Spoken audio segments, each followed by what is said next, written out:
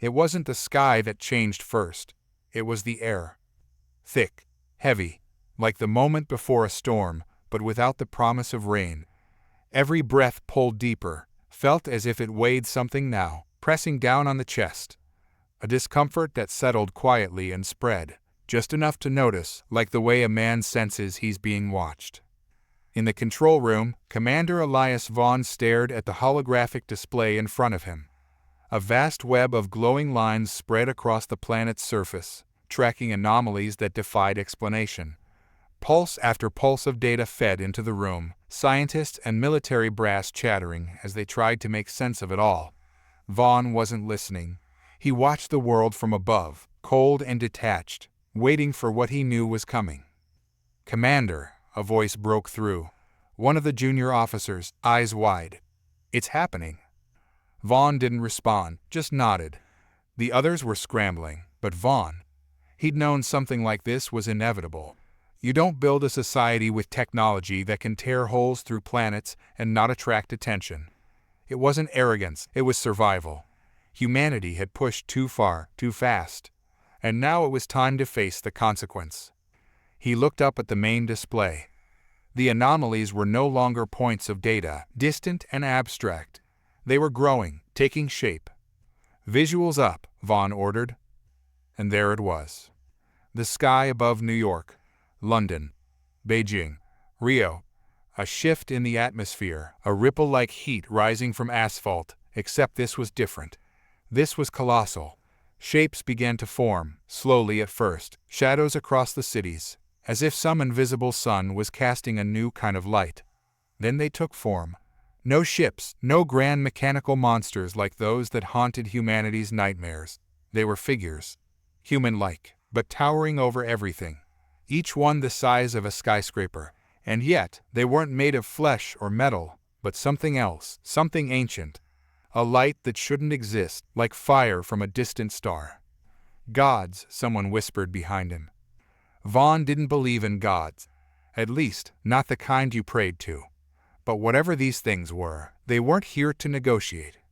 "Get the council on the line," Vaughn said, his voice cutting through the growing panic in the room. The communications officer scrambled, trying to patch through the call. The council, world leaders, military heads, and the smartest minds humanity had left, were in an underground facility, locked away since the anomalies started.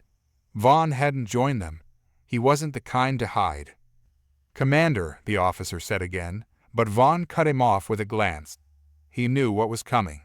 These beings, these alien gods, they hadn't arrived to save. Their presence weighed too heavily on the earth, their form too perfect, too cold. They weren't the kind of beings that brought peace. As the largest figure descended, touching down in the heart of New York City, everything stopped. Traffic, conversation, even the wind seemed to pause, as if the world itself was holding its breath. And then the first words came, not in a language, not in a voice, but a feeling that hit the core of everyone who heard it. "We come not to destroy, but to guide." A lie, Vaughn thought immediately. It was a lie as old as time itself. Conquerors never announced themselves as conquerors. The room was silent, everyone staring at the screen. The figure that had landed in New York raised one arm, slow and deliberate, and the air vibrated with energy. A force, unseen but unmistakable, washed over the city, over the world. It wasn't destructive, not yet. It was a statement, a declaration that power had shifted. And then, as suddenly as they appeared, they stopped, motionless, like statues carved from the very essence of the universe. But their presence lingered, suffocating and undeniable. They were here, and nothing would be the same. Vaughn's eyes narrowed. The council would be no help. They were panicking, too many voices shouting through the comms now, but Vaughn knew better. These beings weren't here for diplomacy. This wasn't a meeting of minds. This was a warning. He turned to the nearest officer. "Prep the ground teams. Full alert. Tell the world we're not standing down." "Commander, do you think?" the officer began, but Vaughn silenced him with a raised hand. "It doesn't matter what I think," Vaughn said. "We're not surrendering." The world had grown too comfortable. For too long, humans had believed they were the apex of creation. They'd risen through wars, built empires, shattered the limits of what was thought possible. But in the end, none of that mattered. There were forces out there beyond understanding, powers that didn't care for human achievement or potential. They would take, as they always had. But that didn't mean humanity would roll over. Vaughn walked toward the main terminal, his footsteps steady against the cold steel floor. His mind churned, calculating, planning. The world was watching, waiting for answers, but he knew there was no room for hesitation. "Get the orbital defenses online," he ordered. "If they make any more moves, I want them lit up." "Sir?" one of the officers stammered. "You think we can?" "I don't care if we can," Vaughn snapped. "We will." Humanity had stared into the dark too many times to be afraid of it now. Vaughn wasn't afraid. He was angry. As the room snapped into action, the first data feeds from the global satellite array began pouring in. Energy readings, seismic activity, atmospheric shifts, none of it made sense. The gods were more than just physical entities. Their very presence distorted the laws of nature, bending the world to their will. "Sir, we've detected something strange," one of the scientists muttered, pulling up a display. "It's like they're rewriting physics around them. Our measurements are off the charts." "Of course they are," Vaughn muttered under his breath. "They're not playing by our rules." But something else gnawed at him. These gods, whatever they were more than just invaders. They were here for a reason, and that reason wasn't conquest. Not directly, at least. Vaughn could feel it, deep in his bones. Their arrival was a prelude to something far worse. A shadow crossed the display, and for a moment, Vaughn thought it was another anomaly. But no, this shadow wasn't coming from the alien gods. It was coming from space. "Commander, we have an incoming transmission," one of the officers said, his voice trembling. "It's not from any known source." Vaughn didn't respond. He stared at the screen, watching as the transmission came through. A voice, low and calm, but with an edge of warning. It was the kind of voice that spoke not to be heard, but to be obeyed. "Do not trust them. They are running from something, and soon it will find you too." The transmission cut out, leaving the room in stunned silence. Vaughn's jaw tightened. He turned to the room, meeting the eyes of his officers. "Prep everything," he said. "We're about to find out who the real enemy is." And with that, the world held its breath once again. The shift began silently. No alarms, no warnings, just the feeling that something fundamental had changed. Something was wrong, and for a moment, it felt like only Commander Elias Vaughn noticed. He stood at the center of the control room, eyes locked on the screen in front of him, where digital readouts flickered erratically. They weren't wrong. Not yet. But Vaughn's instincts, those finely tuned over decades of war, loss, and survival, knew better. "Commander, you need to see this." The voice was strained, barely steady. Vaughn glanced over his shoulder at the technician, who was hunched over his console, beads of sweat forming at his temples. The room around them was tense, filled with the soft hum of machinery and the occasional whispered conversation, as the weight of an unseen presence pressed down on every mind within the facility. Vaughn had felt it too, the weight in the air, but he refused to acknowledge it. Not yet. The technician swallowed hard and gestured to the display. "The anomaly, sir, they're converging." For weeks, mysterious signals had been detected, unpredictable pulses of energy from seemingly random points across the globe. Science teams had been baffled, military leaders concerned. Vaughn, however, had been preparing. He had known, deep down, that humanity's unchecked advancements, their endless reach into the unknown, would eventually draw something toward them. Something far older, far more dangerous than they could ever comprehend. Vaughn stepped closer to the screen, watching as the data feeds shifted, lines of code forming a pattern that should not have been possible. The anomalies, once spread sporadically across continents, were now aligning, focusing their energy in one spot, Earth. His throat tightened. "Where?" Vaughn asked, his voice cold, calm. The technician's eyes darted across the screen, scanning the increasingly chaotic readings. "Everywhere, All major cities, the skies. Vaughn didn't wait for the full explanation. He knew what was happening. His gut told him, even before the satellite feed cut in, before the world could truly witness the horror that was about to unfold. In a heartbeat, the world saw them. The skies darkened, not like the onset of night, but as if something had stolen the very light from the sun. Massive figures began to materialize, far above the earth, their bodies stretching across the horizon. They were beings of impossible size, their forms shimmering like an optical illusion, yet undeniably present. They hovered, as if weighing the planet beneath them, casting shadows that blanketed entire cities in an instant. New York, Moscow, Tokyo, Sydney. No corner of the world was spared. The ground beneath New York trembled, not from an earthquake, but from the very presence of these beings. They were here, and their arrival reverberated through the fabric of reality itself. In the streets, people stopped in their tracks, heads craning upward, unable to process what they were seeing. Conversations died. The constant hum of the city, the background noise of millions of lives intersecting, vanished into a suffocating silence. Vaughn's eyes narrowed. "Gods," someone muttered, breaking the silence in the control room. No, not gods. Vaughn knew that word was a mask, something humanity used when it couldn't understand what it was facing. These weren't gods. They were something else. Older, different.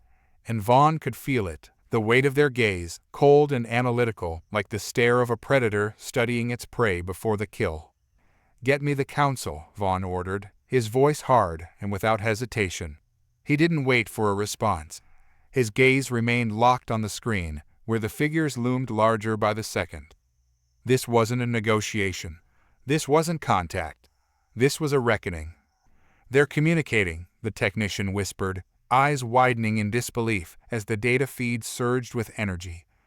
Vaughn watched as the largest figure, the one that had descended over New York, extended an arm, its movements slow and deliberate.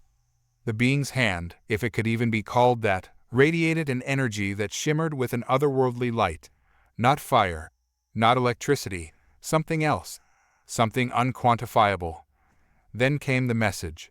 It wasn't spoken aloud, nor transmitted through any known medium. It bypassed all forms of conventional communication, entering the minds of every human on the planet in a single, overwhelming instant.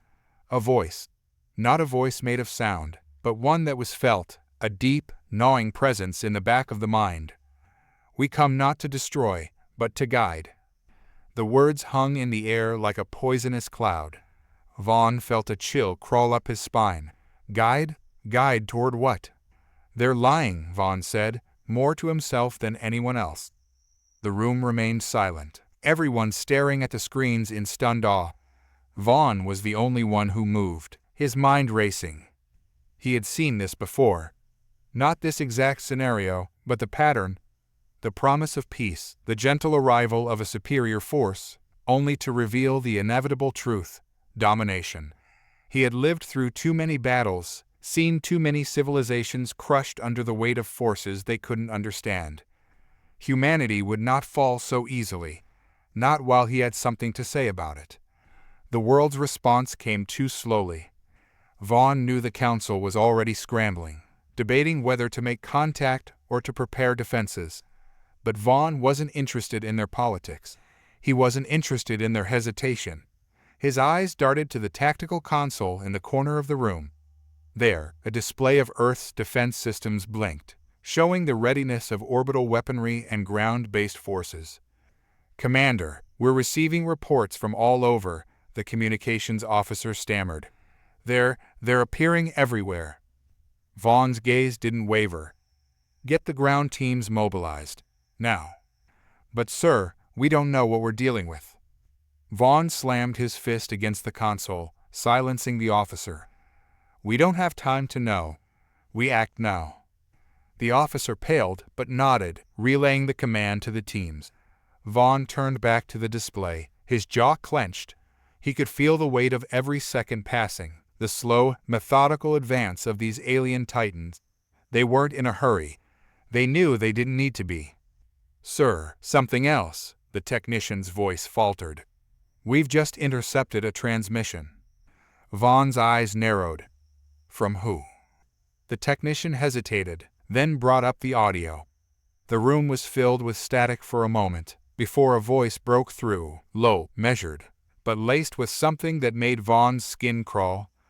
"They are running," the voice said, "and they have brought their enemy to your doorstep." Vaughn froze, his mind racing. Running? These beings, these alien gods, were running. From what?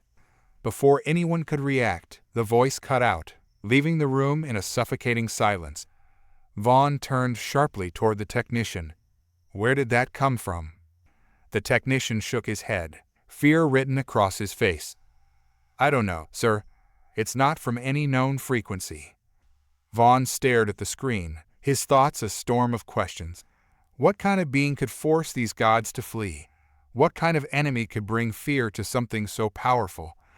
"We need to move," Vaughn said quietly, more to himself than anyone else. Now.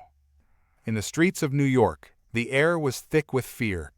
The massive figure above the city remained motionless, casting a shadow that seemed to drain the very life from the buildings below. People stood frozen, staring up in disbelief, but not everyone was paralyzed by fear. The sound of engines roared as military vehicles sped through the streets, soldiers in full combat gear spilling out into the avenues, weapons drawn and ready. Vaughn's orders had been clear: prepare for the worst. But even the most battle-hardened of them knew that their weapons were likely useless against beings of this scale. And yet, they stood ready. As Vaughn watched the feeds from the ground teams, he couldn't help but feel a gnawing sense of dread. This was wrong. All of it. These beings hadn't come to conquer, they hadn't come to negotiate. They had come because they had no choice. Something was chasing them, and whatever it was coming for Earth next. His thoughts were interrupted by a sudden surge of energy from the alien figure above New York. It raised its hand again, and this time the air crackled with power. A wave of energy, invisible yet palpable, rippled out from the figure, spreading across the city. Vaughn's heart pounded in his chest as he watched, waiting for the devastation that was sure to follow. But there was none. Instead, the energy washed over the city, passing through buildings, people, vehicles, everything, without causing any physical damage. It was as if the figure was scanning the city, assessing it, determining its worth. And then, just as suddenly as it had started, the energy faded. For a moment, there was silence. Then the voice returned, cold and unwavering. "You will be tested." Vaughn's blood ran cold. Tested. What kind of test? And by whose standards? The figure above New York began to move, slowly descending toward the ground. Vaughn's heart raced as he realized what was happening. "They're coming," he whispered, his voice barely audible. In the control room, the tension was palpable as Vaughn watched the events unfold. The alien figures were descending, not just in New York, but in every major city around the world. They were coming for humanity, but for what purpose? As the figures approached the ground, Vaughn's mind raced. There had to be a way to stop them, to fight back. But how do you fight gods? His thoughts were interrupted by a sudden burst of static from the communications console. The technician frantically worked to clear the signal, and after a moment, a voice broke through. "They are coming," the voice said, low and ominous. "And they will not stop until they have taken everything." Vaughn's heart pounded in his chest. He didn't know who the voice belonged to, but he knew one thing for certain. The real battle was about to begin. The alien figures lowered themselves with an unnerving grace, hovering mere feet above the ground. Their forms still shimmered, undefined, as if they didn't quite exist within the constraints of human perception. They weren't gods, but they weren't machines either. They were something in between, something crafted, maybe even bred, for a specific purpose. But Vaughn couldn't shake the feeling that even these titanic beings were only pawns in a far more sinister game. In New York, the shadow of the colossal entity continued to engulf the streets, swallowing everything beneath it. The energy radiating from it had shifted. It wasn't just assessing anymore, it was probing. Vaughn didn't need to be on the ground to understand what was happening. The being was digging into the very essence of the city, pulling at the edges of something unseen, something deeper than just concrete and steel. "Commander Vaughn, they're moving into populated areas," a voice crackled over the comms, shaking Vaughn out of his thoughts. It was one of the ground team leaders. His voice carried an edge of panic, barely restrained under the surface. They're not attacking, but people are collapsing. Civilians are dropping like flies. We need orders." Vaughn clenched his jaw. He looked at the data flooding the control room. Vital signs from civilians across multiple cities were spiking and then plummeting in rapid succession. No physical injuries, no external trauma, just sudden, unexplained shutdowns of human systems. "Get med teams out there," Vaughn snapped, his voice cutting through the tension like a blade. "Stabilize anyone you can, and keep the civilians as far from those things as possible. We don't know what they're doing yet, but it's nothing good." Another voice broke in over the comms, the feed filled with static and the sound of heavy breathing. "Sir, we're getting interference. Something is affecting our comms. Some kind of frequency. It's like they're broadcasting straight into our heads. We need." The line went dead. Vaughn stared at the blank screen, his stomach twisting. The silence stretched on for what felt like an eternity. Then, without warning, the main display lit up with an incoming transmission. Vaughn's heart raced as a new signal forced its way into the control room. It wasn't from any known source, and there was no trace of its origin. The room was bathed in a strange, faint glow as the image of one of the beings appeared on the screen. Its face, or what passed for one, was a blur, but Vaughn could make out the faint outlines of eyes, vast and cold. It was studying them, as if measuring the weight of their defiance. There was no sound, just a pressure building in the air, thick and oppressive. Then came the voice again, only this time it wasn't inside their minds. It reverberated through the room, through the very walls. "Your world has been chosen." Vaughn felt a chill creep up his spine, the words heavy with an ancient certainty. The being on the screen didn't blink, didn't move. It just hovered, as if waiting for something. "We are not your enemy," it continued, the voice unyielding, devoid of emotion. "But you will be tested." Tested. That word again. Vaughn hated it. It felt wrong, twisted in some way he couldn't quite place. Humanity was not something to be tested, not like this. He knew what was coming. He could feel it. The figure on the screen shifted, the blur of its features becoming more defined for a split second, just long enough for Vaughn to see something that sent a surge of cold dread through him. The eyes. They were human. Or, at least, they had once been. There was a fleeting glimpse of something deeply familiar, something Vaughn recognized in the depths of those eyes. Fear. Not just fear of them, the intruders, but fear of what came after. The transmission cut off as abruptly as it had begun, leaving the control room in stunned silence. Vaughn's mind raced, trying to piece together the fragments of the puzzle that had just been laid before him. These beings, they weren't gods. They weren't here to conquer, but they weren't here to save, either. They were fleeing. From what? And why bring that danger to Earth? "Sir, we've got movement," one of the texts shouted, pulling Vaughn back to the present. "All the entities are descending. They're preparing for something." Vaughn's pulse quickened. "Get every defense system online. We're not waiting for them to make the first move." In New York, chaos erupted. People screamed and scrambled for safety, but there was no clear escape. The alien presence dominated the sky, casting a cold shadow over the city. Civilians ran, tripping over one another as panic spread like wildfire. The figure above them hadn't moved yet. It hovered, watching, waiting. But it wouldn't be long. Among the chaos, Sergeant Lucas Reeve pushed his way through the throngs of terrified citizens, his squad struggling to maintain order. His combat suit was built for modern warfare, equipped with the latest in human tech. But right now, it felt woefully inadequate. "Get them to the evac points. Move," Reeve barked, shoving a man back to his feet before sprinting toward his own team. His heart pounded in his chest, not from exertion, but from the growing realization that they were outmatched. This wasn't a fight they could win with weapons. This was something far more insidious. Just then, a deep, thrumming vibration filled the air. Reeve froze in place, feeling the resonance in his bones. It was the entity, no, the presence of it. He could feel it crawling into his mind, touching something primal, something buried deep within the human psyche. For a moment, everything went white. Back in the command center, Vaughn was pacing. The ground teams were going dark, one by one. New York, gone. Tokyo, radio silent. The other cities were on the brink of collapse. All that remained were a few scattered signals, flickering in and out like dying embers. "Get me Reeves' team," Vaughn ordered, his voice tight with frustration. He refused to believe it was over. There had to be a way to fight back. The technician struggled at the console, but finally, a faint connection was made. Reeves' voice came through, weak and disoriented. "Commander, they're in our heads. We can't fight this."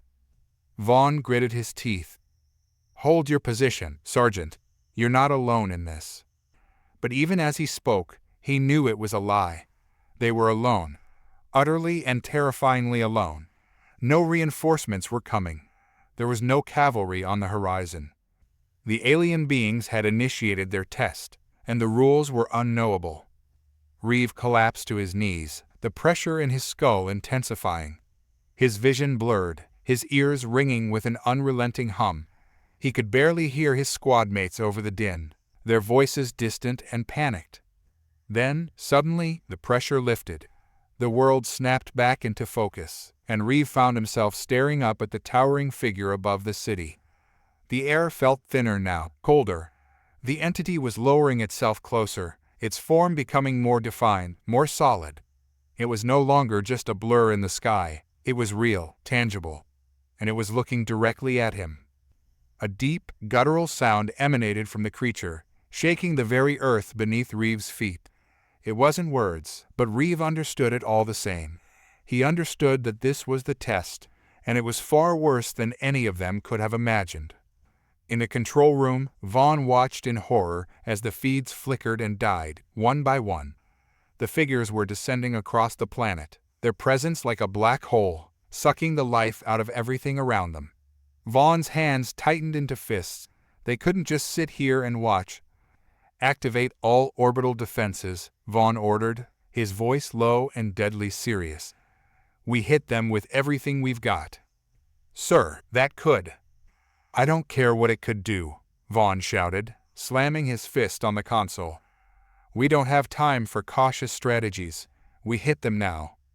The techs scrambled to obey, their hands flying across the controls. Vaughn stared at the display as the countdown to launch began. His pulse quickened, a bead of sweat forming on his brow. The room fell into a tense silence as the first orbital strike was initiated. The weapon, a massive energy cannon, fired from high above the planet's surface, sending a blinding beam of light hurtling toward the figure above New York. For a brief, shining moment, Vaughn allowed himself a sliver of hope. Maybe this would work. Maybe this would be the blow that sent these things packing. But as the beam made contact with the figure, something impossible happened.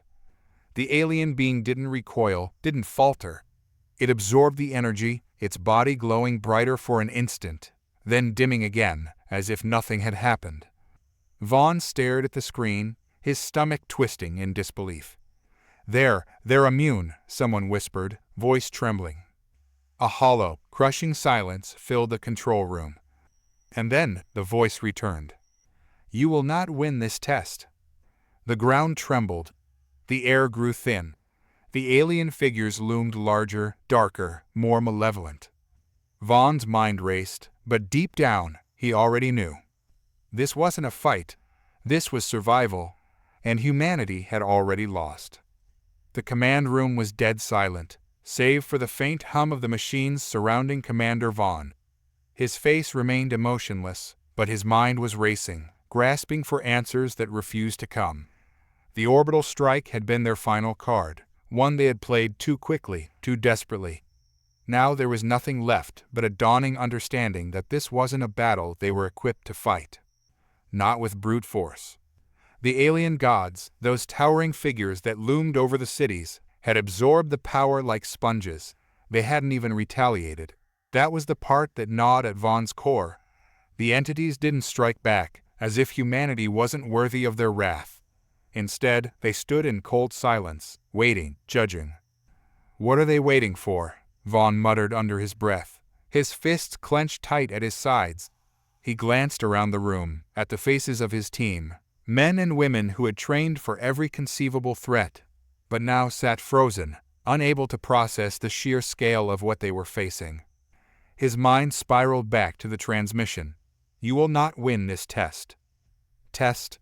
The word felt hollow now, as if it didn't belong to the gravity of the moment. Tests could be passed, tests had solutions, but this wasn't a test, it was an execution. A soft, rhythmic tapping brought him back. His chief technician, Carter, had taken to drumming his fingers against the console. His face was pale, eyes wide and fixed on the monitors. "Sir," Carter's voice cracked, hesitant. He turned, his expression one of barely contained fear. "We're receiving another transmission." Vaughn tensed. "Put it through."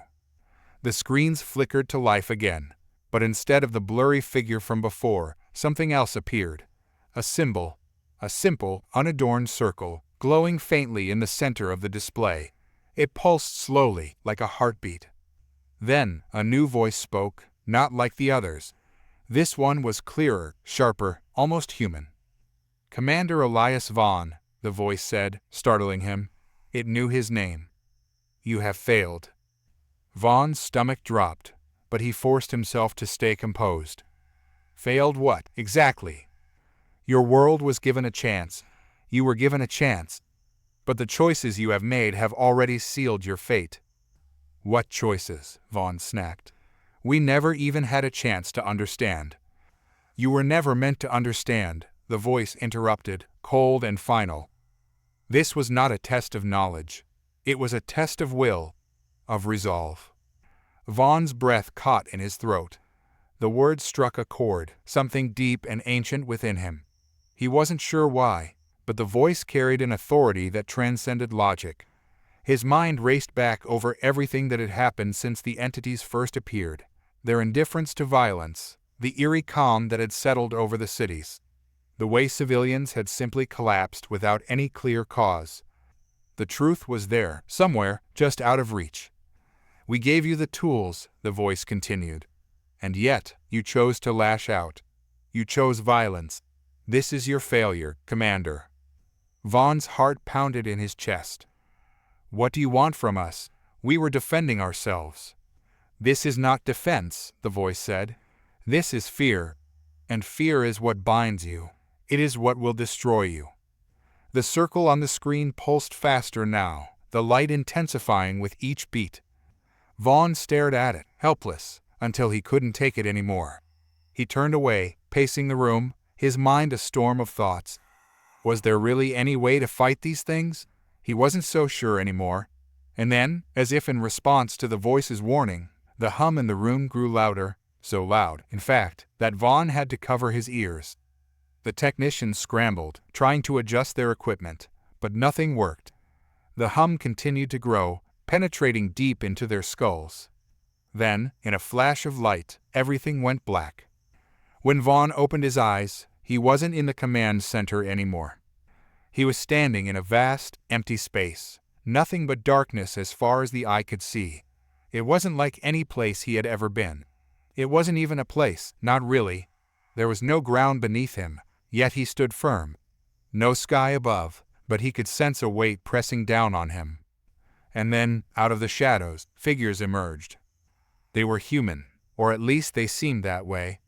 Pale, expressionless faces floated in the darkness, their eyes black and hollow. Vaughn recognized some of them, old friends, fallen comrades from wars long past. Men who had died in his arms. "Vaughn," one of them whispered, a voice so familiar it hurt. It was Daniels, his old lieutenant. The man had been killed in a brutal ambush years ago, but now he stood here, impossibly alive. "Daniels?" Vaughn took a step forward, his voice trembling. "What the hell is this?" The figure didn't answer. None of them did. They simply stared at him, their hollow eyes reflecting the vast emptiness around them. And as they did, Vaughn felt something inside him begin to unravel, a creeping dread that gnawed at the edges of his sanity. "You've been here before," another voice said, this one deeper, harsher. Vaughn turned, and there stood a man he hadn't seen in decades. His father. "No," Vaughn breathed. "This can't be real." But it was. He could feel it in his bones. Every detail was too precise, too sharp to be a dream. His father's lined face, the way his brow furrowed as he looked at Vaughn with disappointment. The same look he'd given Vaughn every time he'd failed as a child. "You always run," his father said, stepping closer. "You always choose the easy path." Vaughn took a step back, his heart racing. This wasn't right. This wasn't real. But the figures pressed in around him, suffocating him with their silent judgment. "You were tested," his father said, "and you failed." The words echoed in Vaughn's mind, reverberating like a hammer strike against his skull. He couldn't breathe.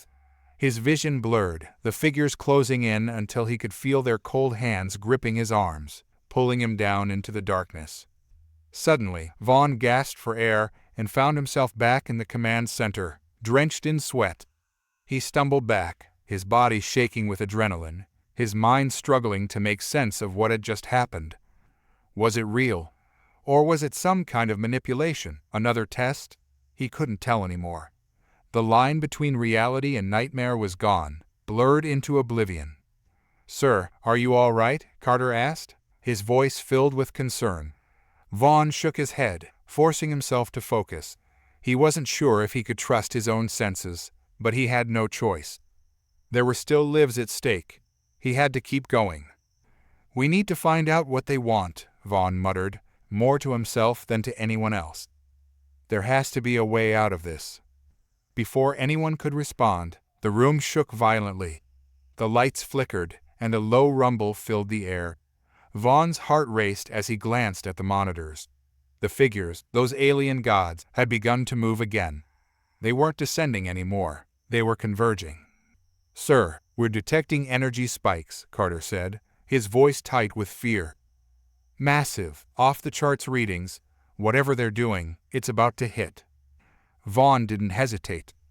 "Evacuate all personnel. Get everyone underground." The team scrambled to follow his orders, but Vaughn's eyes remained fixed on the screen. The alien beings were glowing now, their forms pulsating with an unnatural light. They were preparing for something that Vaughn couldn't begin to comprehend. But deep down, he knew what was coming. This was the end. Outside, the skies darkened as the alien gods unleashed their power. A wave of energy rippled across the globe, swallowing cities whole, leaving nothing in its wake. Buildings crumbled, the earth itself split open, and the air was filled with the sound of a million voices crying out in terror. In the control room, Vaughn watched helplessly as the world he had sworn to protect was torn apart. The alien beings had judged humanity and found it wanting. And as the last remnants of civilization crumbled into dust, Vaughn knew, with a sinking certainty, that there was nothing left. He woke again, but this time there was no command room, no earth-shattering destruction, just silence, cold, unyielding silence. Vaughn stood alone in the darkness, the weight of the universe pressing down on him. He could feel the presence of something watching, something vast and incomprehensible. The test wasn't over. It had never been about winning.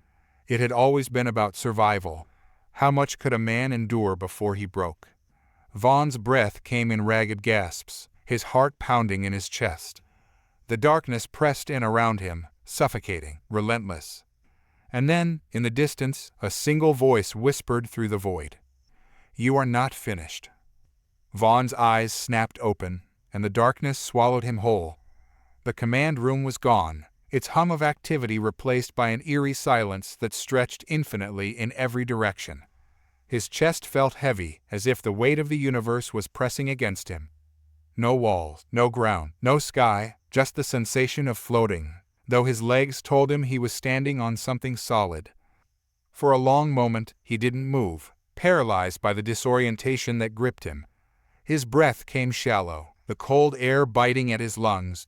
The echo of that voice, "You are not finished," still lingered in the back of his mind, like a ghostly whisper. It didn't sound human. Vaughn swallowed, taking in his surroundings, or lack thereof. The darkness wasn't empty. It was oppressive, a living thing, pressing against him, suffocating. He felt watched, though no eyes were visible. An overwhelming sense of dread washed over him, more intense than any battlefield or crisis he'd faced. Then the silence broke. A figure emerged from the shadows. It wasn't one of the alien gods. This one looked human, at least, at first glance. Tall and draped in robes that seemed to shimmer and shift as if they were made from the fabric of the void itself, the figure moved closer. His face was hidden beneath a hood, casting his features in shadow, but Vaughn could feel his gaze, piercing through him like a blade. "Elias Vaughn," the figure spoke, and the air seemed to tremble with each syllable. "Do you understand where you stand?" Vaughn's mouth was dry, but he forced himself to speak. "No." The figure stepped closer, slow and deliberate. "You stand at the edge of everything, life, death, existence itself. You've crossed into the space between, the place where the gods and the forsaken meet. You are not meant to be here." "Then why am I here?" Vaughn demanded, taking a step back, his instincts screaming at him to put distance between himself and this figure. "What is this place?" "This is the abyss," the figure answered, his voice a low rumble, like the shifting of tectonic plates. "Where the final judgment is passed." Judgment. The word sent a chill down Vaughn's spine. "I've done what I had to. We all did.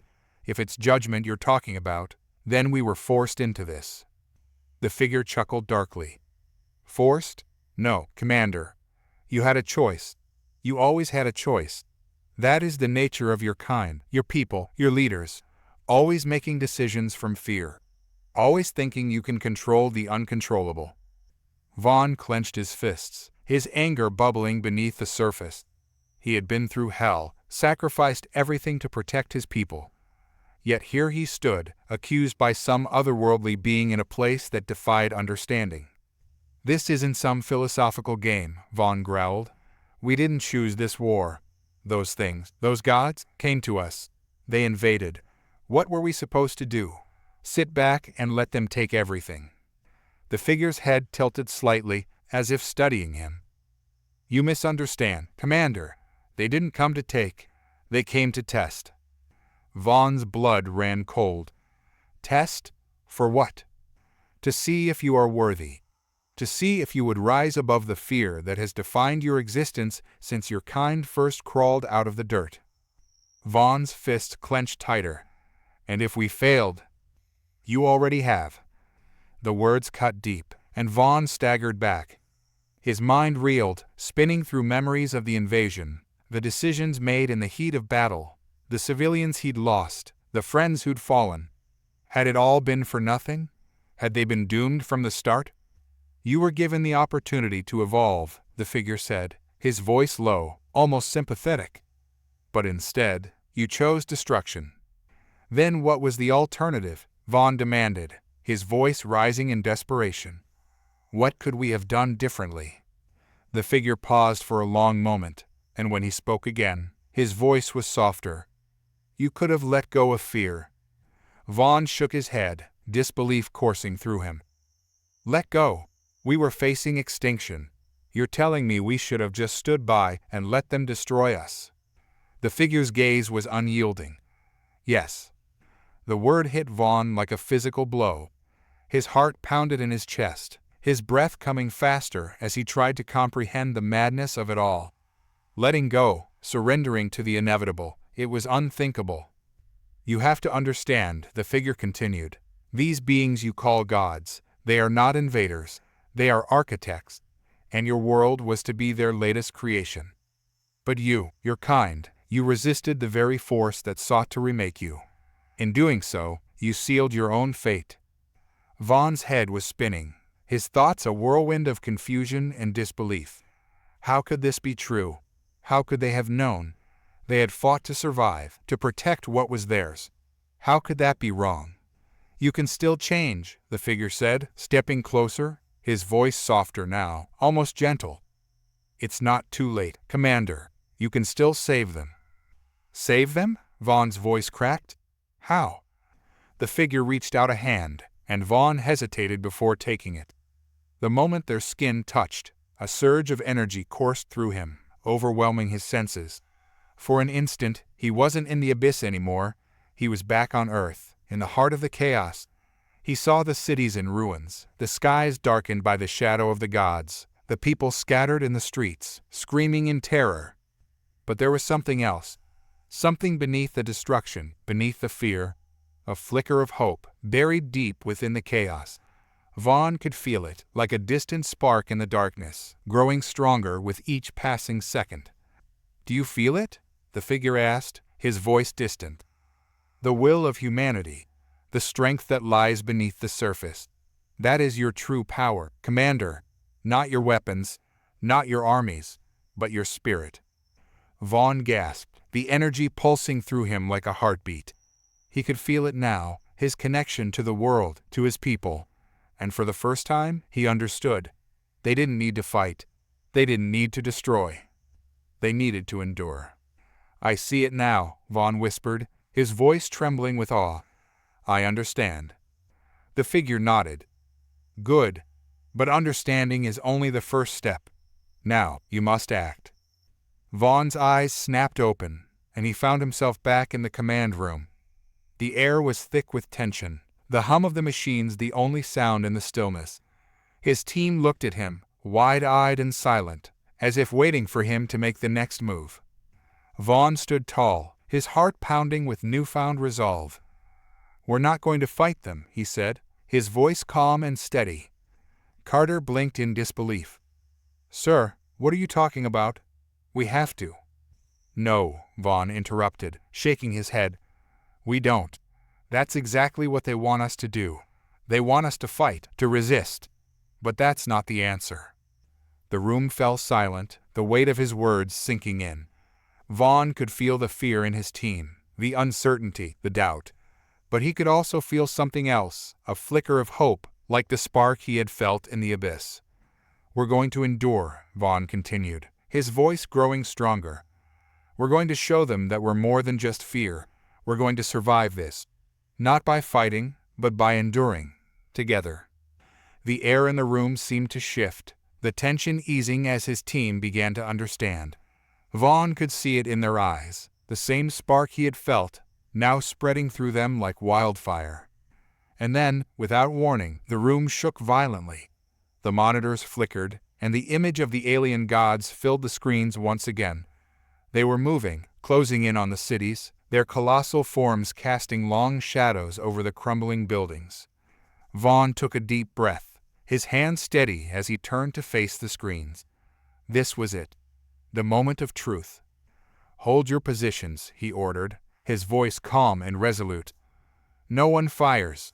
No one moves. We wait.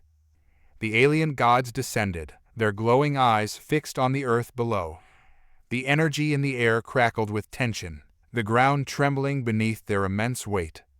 But Vaughn stood firm, his heart pounding in his chest.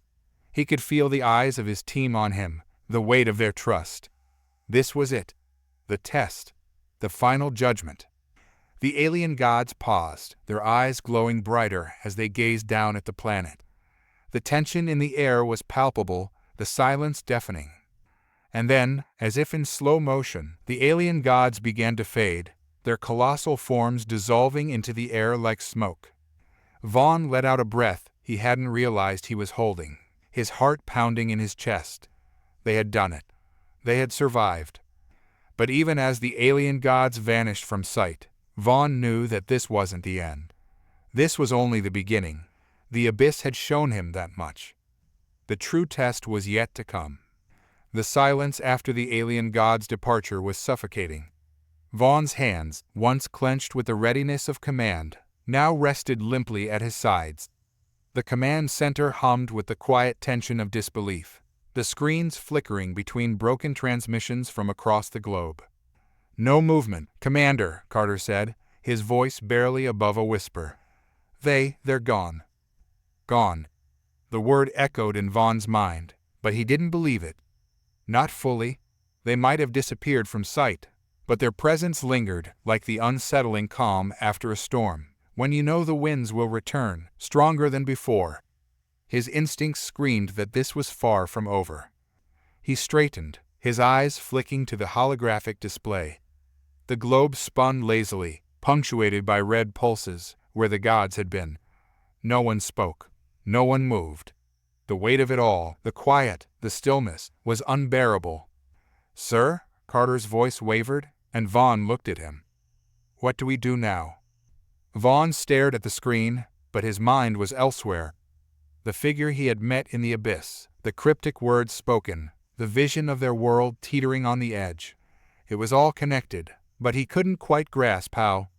The gods were gone, but they had left something behind. A test, a judgment, and Vaughn knew it wasn't finished. He exhaled slowly. "We wait." Carter blinked, confused. Wait? For what? For whatever comes next. And as if on cue, the ground trembled. It wasn't like the rumble of a missile strike or the aftershock of a distant explosion. It was deeper, resonating through the earth itself, shaking the very bones of the command center. Alarms blared, and the screens lit up with flashing alerts. "Seismic activity detected across all major fault lines," one of the technicians shouted, his voice rising above the chaos. "This isn't an attack, it's the planet itself." Vaughn's blood ran cold. The ground beneath them wasn't just trembling, it was fracturing. Then the lights flickered. The rumbling intensified, and Vaughn felt it in his chest now, more than just the ground beneath him shaking. Something deeper was at play. It was as though the earth itself was groaning under a weight it couldn't hold. "Get the planetary readings up," Vaughn shouted, pushing through the chaos of the command center. His mind raced with possibilities, none of them good. The gods were gone, but they had left something behind. And now, the planet was responding in kind. The holographic display flickered to life, but it was different this time. Not just data streams, not just coordinates or seismic activity. The Earth was outlined in its usual bright blue hues, but superimposed over it was something darker. Shapes, enormous and indistinct, writhed around the globe. They moved like shadows cast by an unseen light, almost intangible yet undeniably there. "What the hell is that?" Carter breathed, his voice barely audible over the sirens and alarm chatter. He stood next to Vaughn, eyes wide, glued to the display. Vaughn didn't answer. His eyes traced the dark figures encircling the planet, their forms shifting, twisting. They weren't solid, they weren't something any weapon could touch.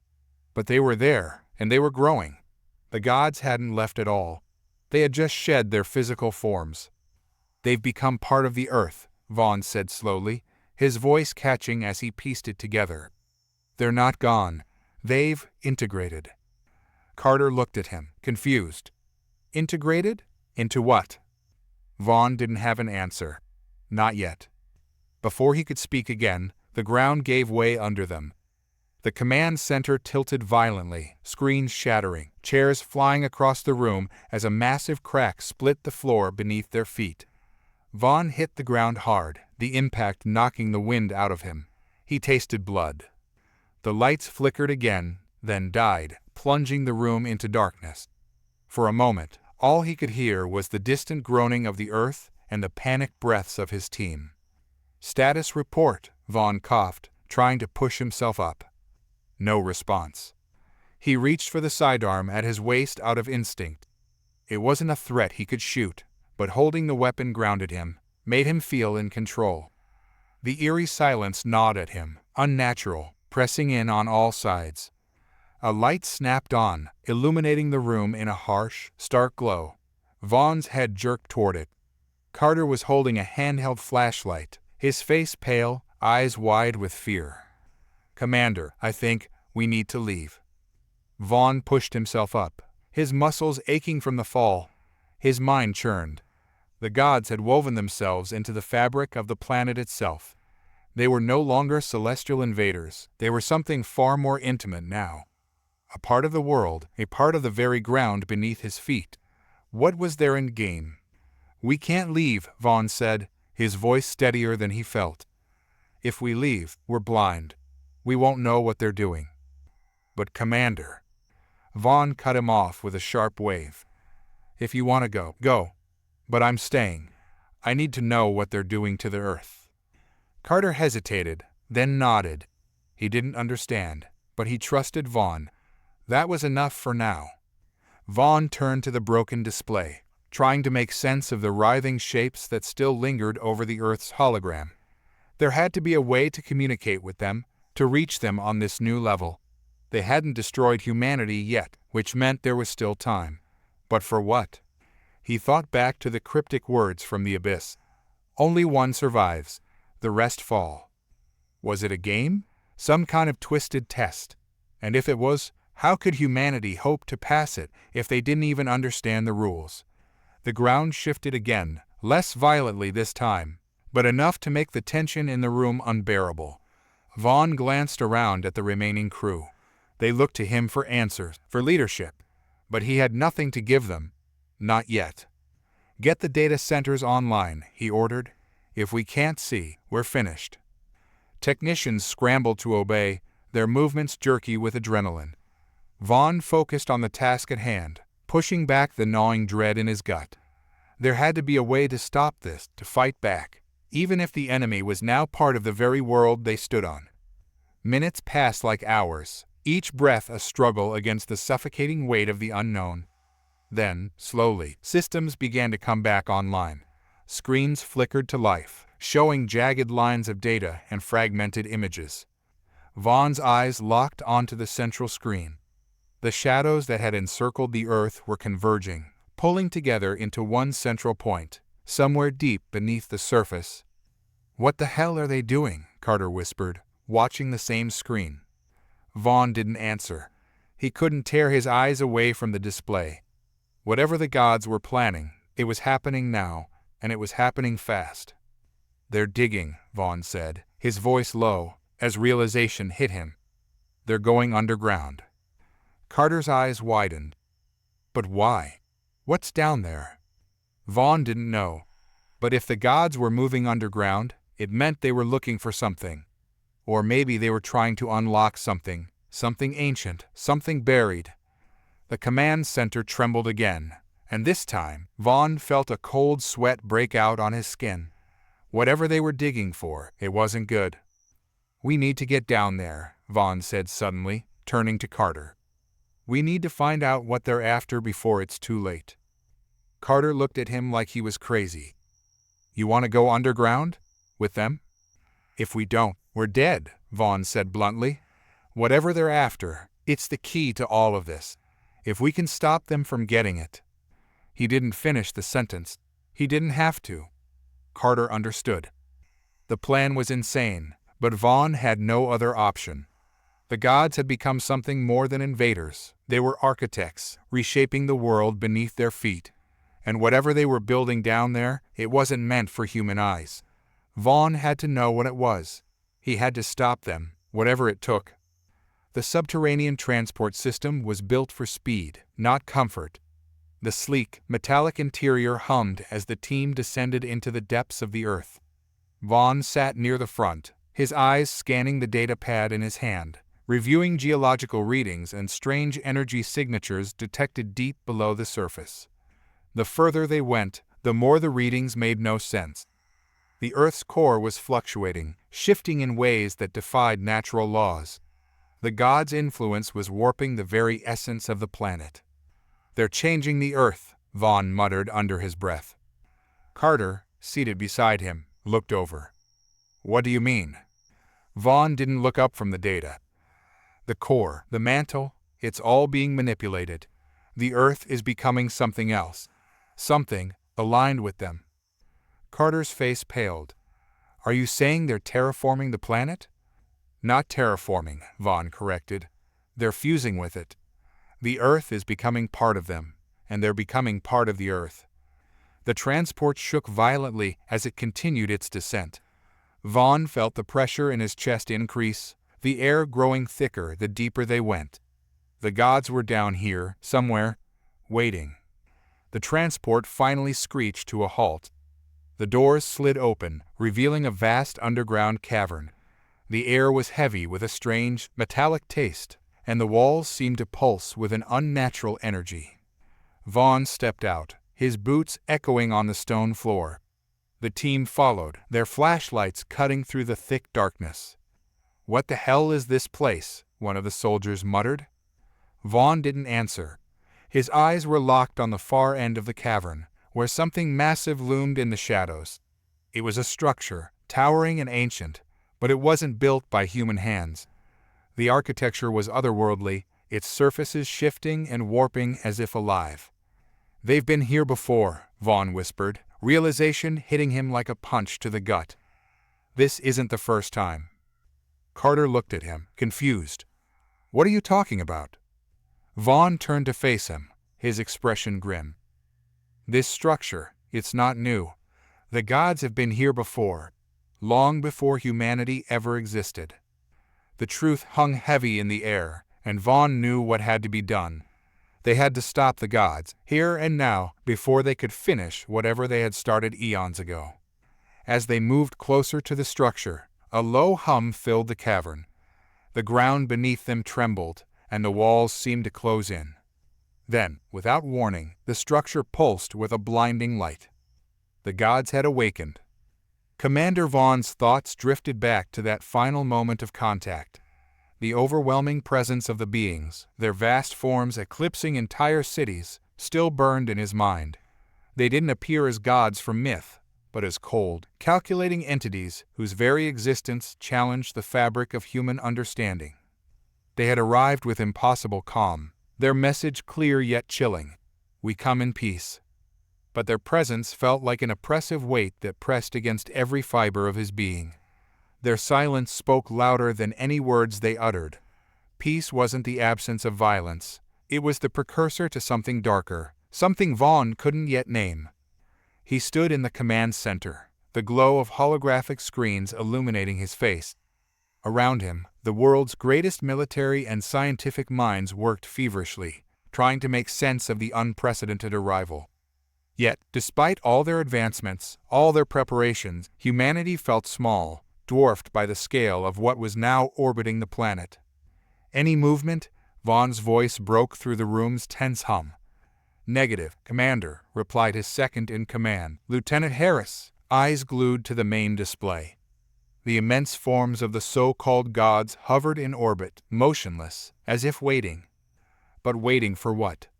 Vaughn clenched his jaw, his fingers tightening into fists. His mind raced through possibilities. Were they stalling for reinforcements? Were they studying humanity's response, testing their defenses, or simply indulging in a cruel game? The uncertainty was suffocating. "Commander." A soft voice broke through the thick tension, and Dr. Emery, the lead scientist on alien biology, approached cautiously. "We've detected subtle energy signatures from the largest of the entities. It's faint, but it's communicating with something." Vaughn's gaze snapped to her. "Communicating with what?" "We're not sure," she admitted, eyes wide with a mix of curiosity and fear. "It's as if the signal is bouncing between them. But there's something more, something outside our range." Outside. Vaughn hated that word. It implied the limits of human comprehension. Whatever these things were, they operated beyond those limits, their motives obscured by the sheer vastness of their intellect. Harris leaned closer to the console, frowning. "Could they be signaling reinforcements?" Vaughn shook his head. "No. This feels different. They're already here. They wouldn't need more." His thoughts shifted, probing deeper. What if they weren't waiting for reinforcements? What if they were gauging humanity's response, watching how they behaved under pressure? He'd seen it in countless battles, the psychological warfare that could break a foe without a single shot fired. Then came the tremor. The entire room seemed to vibrate, not from an external force, but from the very ground beneath them. It was as if the planet itself had shuddered, reacting to the presence of these beings. "Sir, we've got seismic readings off the charts." A technician's panicked voice filled the room. "It's not natural." It's them. Vaughn's gut twisted. His worst fear was coming true. Are they attacking? No, sir. The tech's voice was strained, his face pale. It's like they're resonating with the earth. Every fault line, every tectonic plate, it's like they're syncing up. The screen before them flickered, showing the celestial beings in orbit, still motionless, but now surrounded by faint tendrils of energy, almost like roots stretching down toward the planet. They're tethering themselves to the earth, Dr. Emery murmured in disbelief. They're becoming part of it. Becoming part of the earth? Vaughn's mind reeled. It wasn't an invasion in the conventional sense. It was something far more insidious. These gods weren't just trying to take over, they were attempting to fuse with the very fabric of the planet, to rewrite the world itself. They're not just visitors, Vaughn said, his voice low but laced with dread. They're here to change everything. Hours passed, but no one left the command center. Every eye stayed glued to the screens, watching as the alien gods continued their silent communion with the earth. Vaughn didn't sleep. He couldn't. His mind raced through every possible scenario, but none of them felt sufficient to explain what he was witnessing. Then, without warning, the main screen went black. A murmur of confusion spread through the room. Technicians scrambled to restore the feed, their hands flying over controls, but nothing worked. Vaughn's heart pounded. This wasn't a technical glitch. The gods had done something deliberate. Then, the screen flickered back to life. But instead of the usual view of the celestial entities in orbit, there was something else. A face? No, an image that only resembled a face, constructed from shifting patterns of light and energy, filled the screen. Its eyes, or what passed for eyes, were fixed directly on Vaughn. Commander Elias Vaughn, it said, the voice resonating within the walls themselves. It was not mechanical, but organic, ancient. You have been chosen. Vaughn felt a cold sweat break out across his skin. Chosen for what? The entity's gaze never wavered. To witness. To decide. Decide? The word hung in the air, heavy with implication. Vaughn could feel the weight of it pressing down on him, as though the fate of everything rested on his next words. What am I deciding? The face shifted, a ripple of energy passing through it. Whether your species is worthy, whether you shall continue or be erased. Vaughn's mind spun. This wasn't an invasion, it was an evaluation. The gods had come not to conquer, but to judge. And humanity's survival depended on a decision he hadn't even known he was a part of. What gives you the right? Vaughn's voice was tight. Every muscle in his body coiled with tension. Who are you to make that choice? The entity's face seemed to stretch, its features warping as it leaned closer to the screen. We are the architects. We are the foundation upon which all life is built. We decide because we exist beyond. Beyond. That word again, always out of reach, always implying something more. Vaughn swallowed the fear rising in his throat. And if we fail your test? The entity's response was cold, final. You will be unmade. Unmade. The very concept was incomprehensible. It wasn't death, not in the way humans understood it. It was erasure, a complete undoing of existence. Vaughn stood still, the enormity of the moment pressing down on him. All of humanity, every life, every hope, rested on his next move. How could anyone bear such responsibility? You have one cycle to prove yourselves, the entity said, its form beginning to dissolve back into static. The clock has begun. And with that, the screen went dark. The room was silent. No one moved. No one spoke. The weight of what had just occurred hung in the air, thick and suffocating. Harris was the first to break the silence. What do we do, sir? Vaughn didn't answer immediately. His mind raced, processing, strategizing. The gods weren't here for peace, nor were they here for war in the traditional sense. They were here to play a game, a twisted evaluation where the stakes were everything. We do what we've always done, Vaughn finally said, his voice steady, though his hands still trembled. We fight, not with weapons, but with everything that makes us human. We show them what we're capable of. Harris nodded, though the fear in his eyes was clear. And if that's not enough? Vaughn didn't answer. He couldn't. All he knew was that humanity had been given a chance, one slim, impossible chance, and they had no choice but to take it. As the room buzzed back to life with hurried conversations and frantic planning, Vaughn turned back to the screen, his reflection staring back at him in the blackness. The countdown had begun.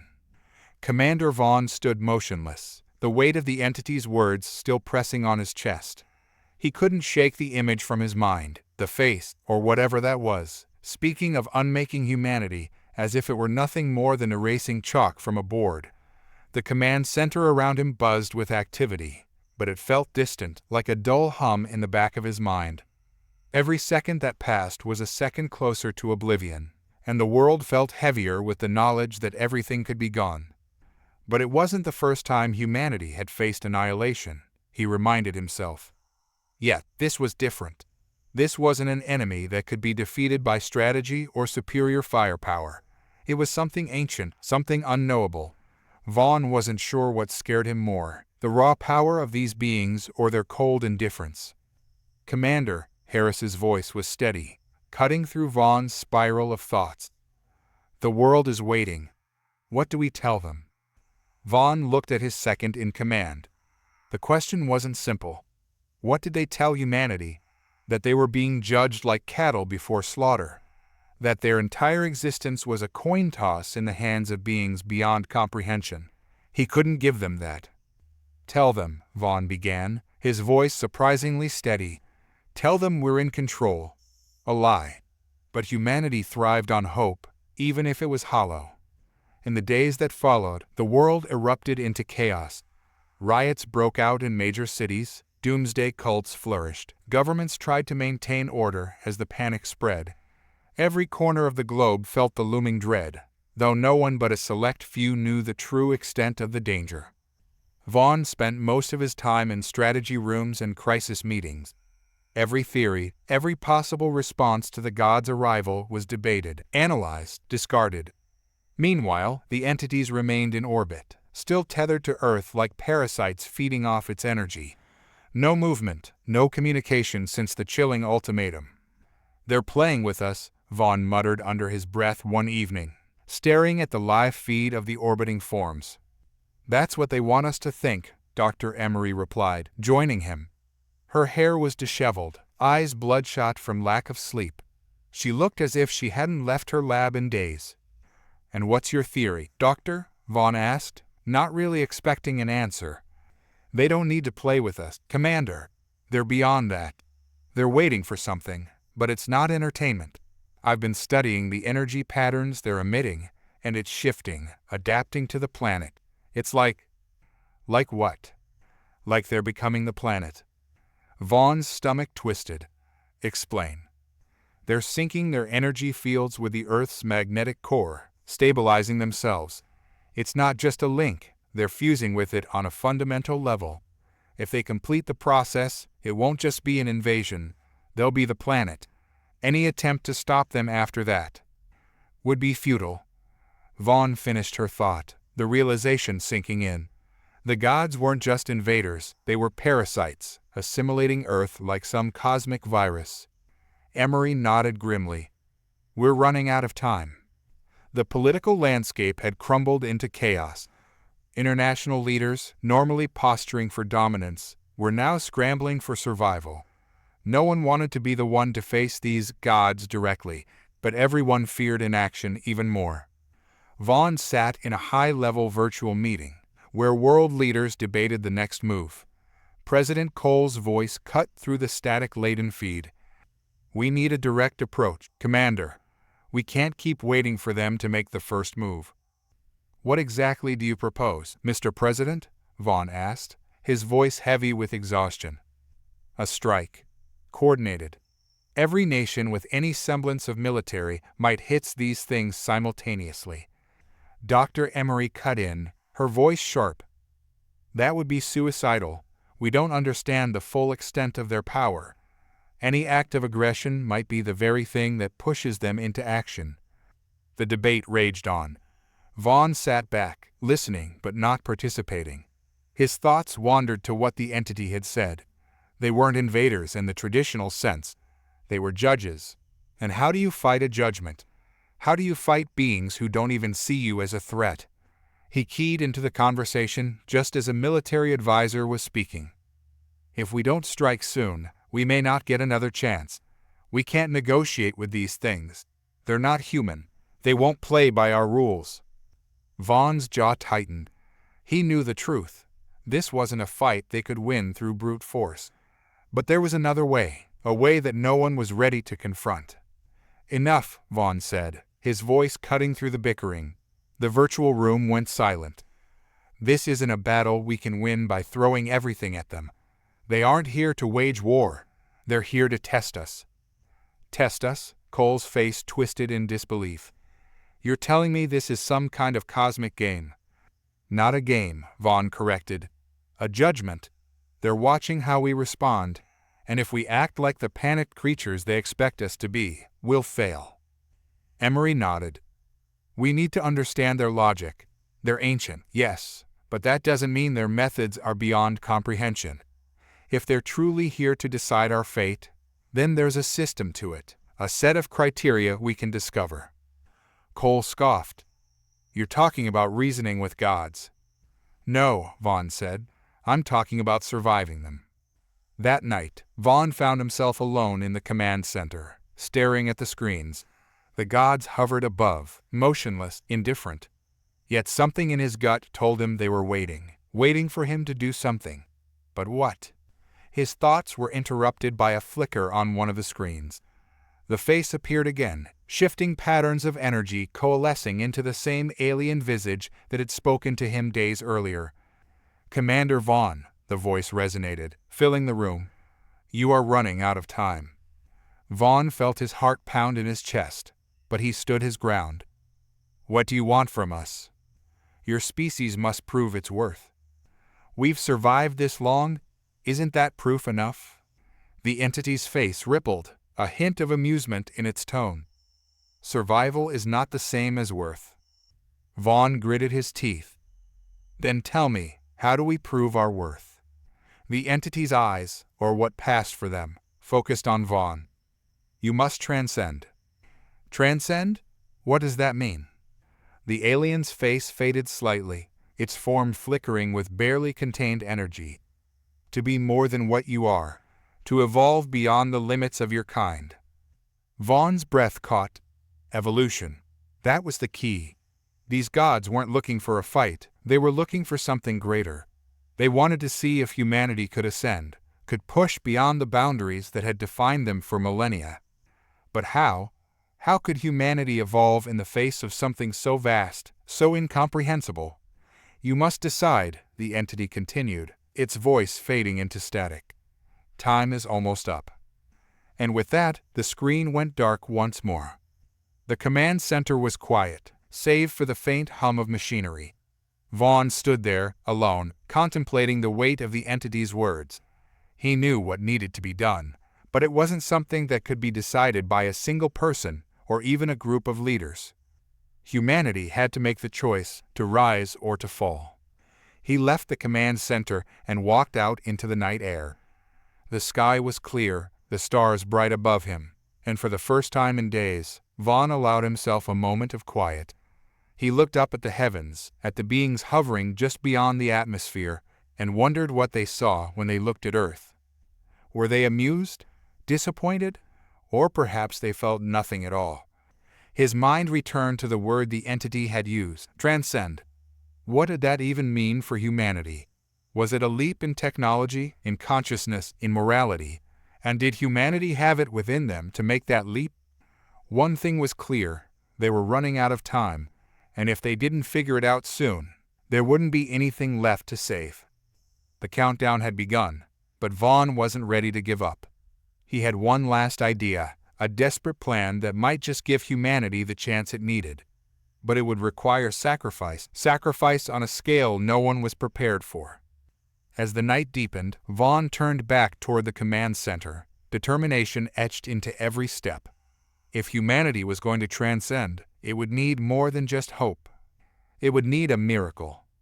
Commander Vaughn sat in the dimly lit strategy room, surrounded by an atmosphere thick with tension. The world outside his compound was in chaos, but inside these walls, the silence felt more oppressive. The meeting earlier had rattled him. The leaders of the world were falling apart, driven by fear, denial, and desperation. They wanted to strike the gods in orbit, believing brute force was still the answer. It was human nature to fight, to refuse submission, but Vaughn knew that wouldn't work this time. The gods weren't interested in war, not the kind humanity understood. The entity's cryptic message echoed in his mind: you must transcend. But what did that even mean? Humanity wasn't ready for evolution, for transcendence. Hell, they could barely manage their own technology without driving themselves to the brink of extinction. A sudden realization hit Vaughn, chilling his spine. The gods weren't waiting for humanity to evolve on their own. No, they were setting a deadline. They wanted to see if humans were capable of accelerating their growth, of forcing themselves into evolution. And if they couldn't, they would be eradicated. Vaughn couldn't shake the creeping thought that the gods had seen this scenario play out 1,000 times before, on countless other worlds. Perhaps no one had ever passed the test. The entity had said, survival is not the same as worth. What did humanity have to offer that was worth saving? He leaned forward, elbows resting on the cold steel of the table, staring blankly at the holographic projection of Earth floating before him. The gods had wrapped their tendrils around the planet, connecting themselves to its very core. They were literally draining the life from Earth, consuming its energy, slowly but surely. "Commander, there's a message from President Cole," Harris interrupted, entering the room quietly. The man's normally composed face was lined with stress, the cracks showing from the relentless tension.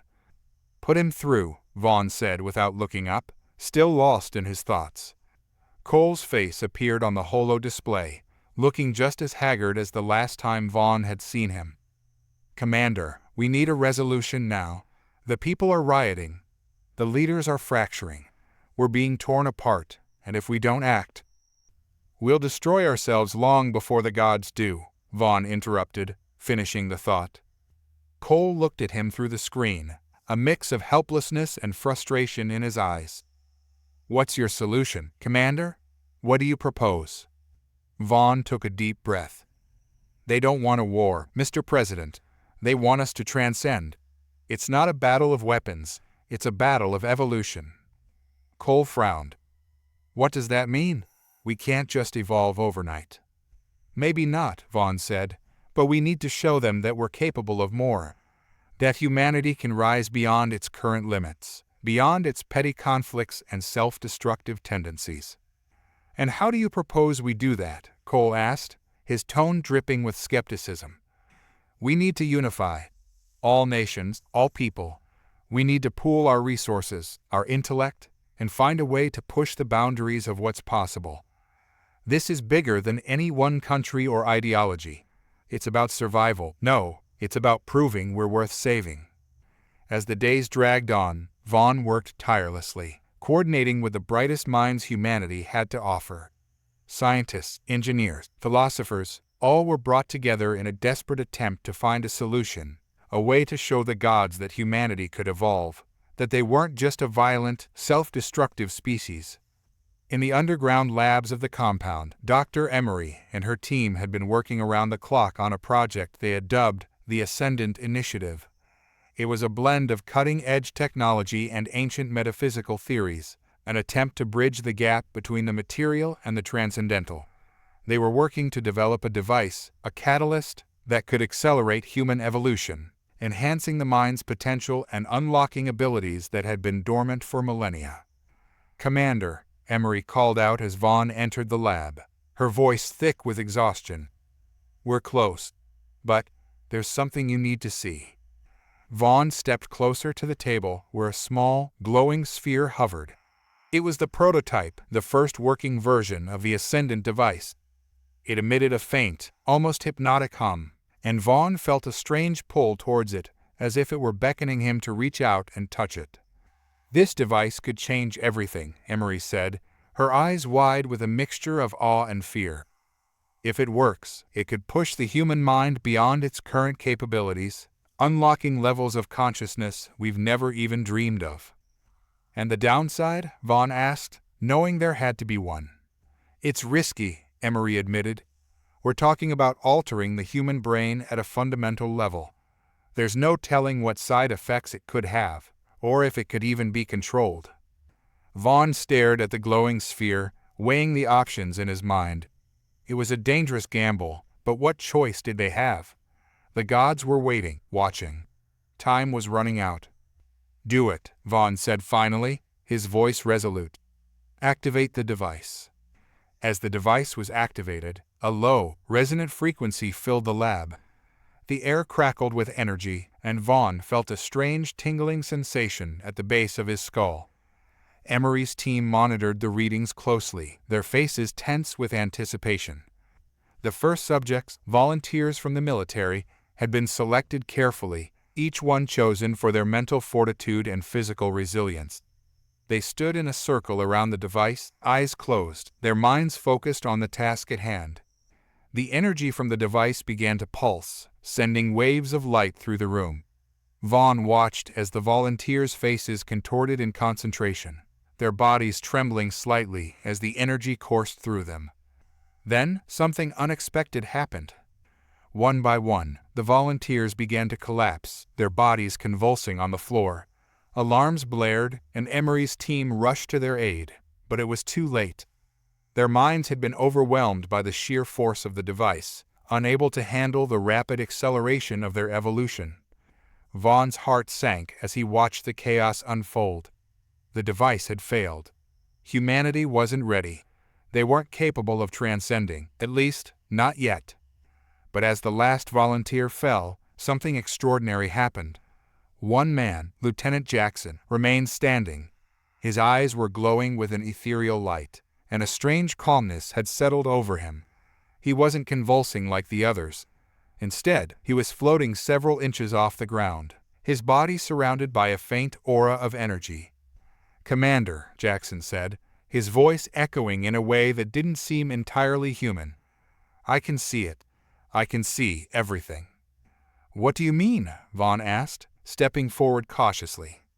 "I can see the gods," Jackson continued, his eyes fixed on something far beyond the physical realm. "They're not just watching us, they're testing us. And we're failing." "Why?" Vaughn demanded, his frustration boiling over. "Why are we failing?" Jackson turned to Vaughn, his glowing eyes filled with an otherworldly wisdom. "Because we're still clinging to our old ways.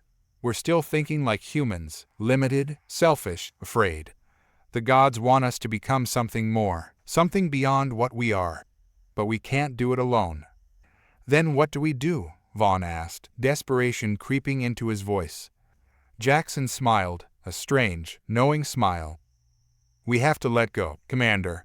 We have to let go of everything that's holding us back, our fears, our doubts, our attachments to this world. Only then can we ascend." Hours later, Vaughn stood outside the lab, staring up at the night sky. The gods were still there, still waiting, their forms looming ominously above the earth. But now, for the first time, Vaughn felt a glimmer of hope. Jackson had transcended, had become something more than human. It was possible. It could be done. But the cost was high, and the path forward was uncertain. As he looked out over the horizon, Vaughn knew that the final test was yet to come. Humanity would be forced to make a choice that would determine their fate, not just as individuals, but as a species. Would they cling to their old ways, to their fear and violence? Or would they let go and embrace the unknown? The gods were waiting for their answer. And time was running out. In the final days leading to the culmination of humanity's trial, Vaughn began to feel a shift. The ascendant device had changed something, not just in Jackson, but in the very fabric of reality. The world felt different, more malleable, as if the rules that had governed life for so long were beginning to fray at the edges. The gods had set the stage. Now it was up to humanity to decide how the story would end. As Vaughn prepared for the final confrontation, he couldn't shake the feeling that this was only the beginning. The beginning of something far more terrifying than they could have ever imagined. Commander Vaughn stood outside the compound, watching the horizon blur under the weight of an alien sky. The atmosphere felt heavy, not from the physical tension of Earth's dying breath, but from something deeper, a gnawing uncertainty that clawed at his thoughts. The Ascendant device had pushed Jackson into a state beyond human understanding, but it had also revealed the fragility of their existence. Vaughn now knew that transcendence wasn't a choice, but a necessity. Jackson's words echoed in his mind. We have to let go of everything. How could he? The world he knew was slipping into oblivion, and yet the gods demanded more than survival. They wanted something Vaughn could barely grasp, a complete surrender to the unknown. But there was no more time to question it.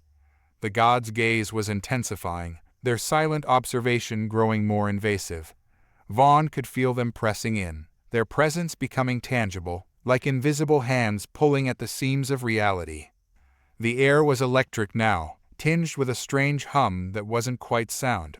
Vaughn squinted up at the sky, where the massive forms of the gods hovered, their otherworldly presence casting long shadows over the remnants of human civilization. He wondered if they were preparing to deliver their final judgment. "Commander," Jackson's voice came from behind him, startling him from his thoughts. Vaughn turned to face the man who had once been a soldier under his command, now something altogether different. Jackson's eyes still glowed with that eerie light, and his movements were slower, deliberate, as if he were existing in two planes at once. "You see them, don't you?" Vaughn asked, knowing the answer before Jackson even spoke.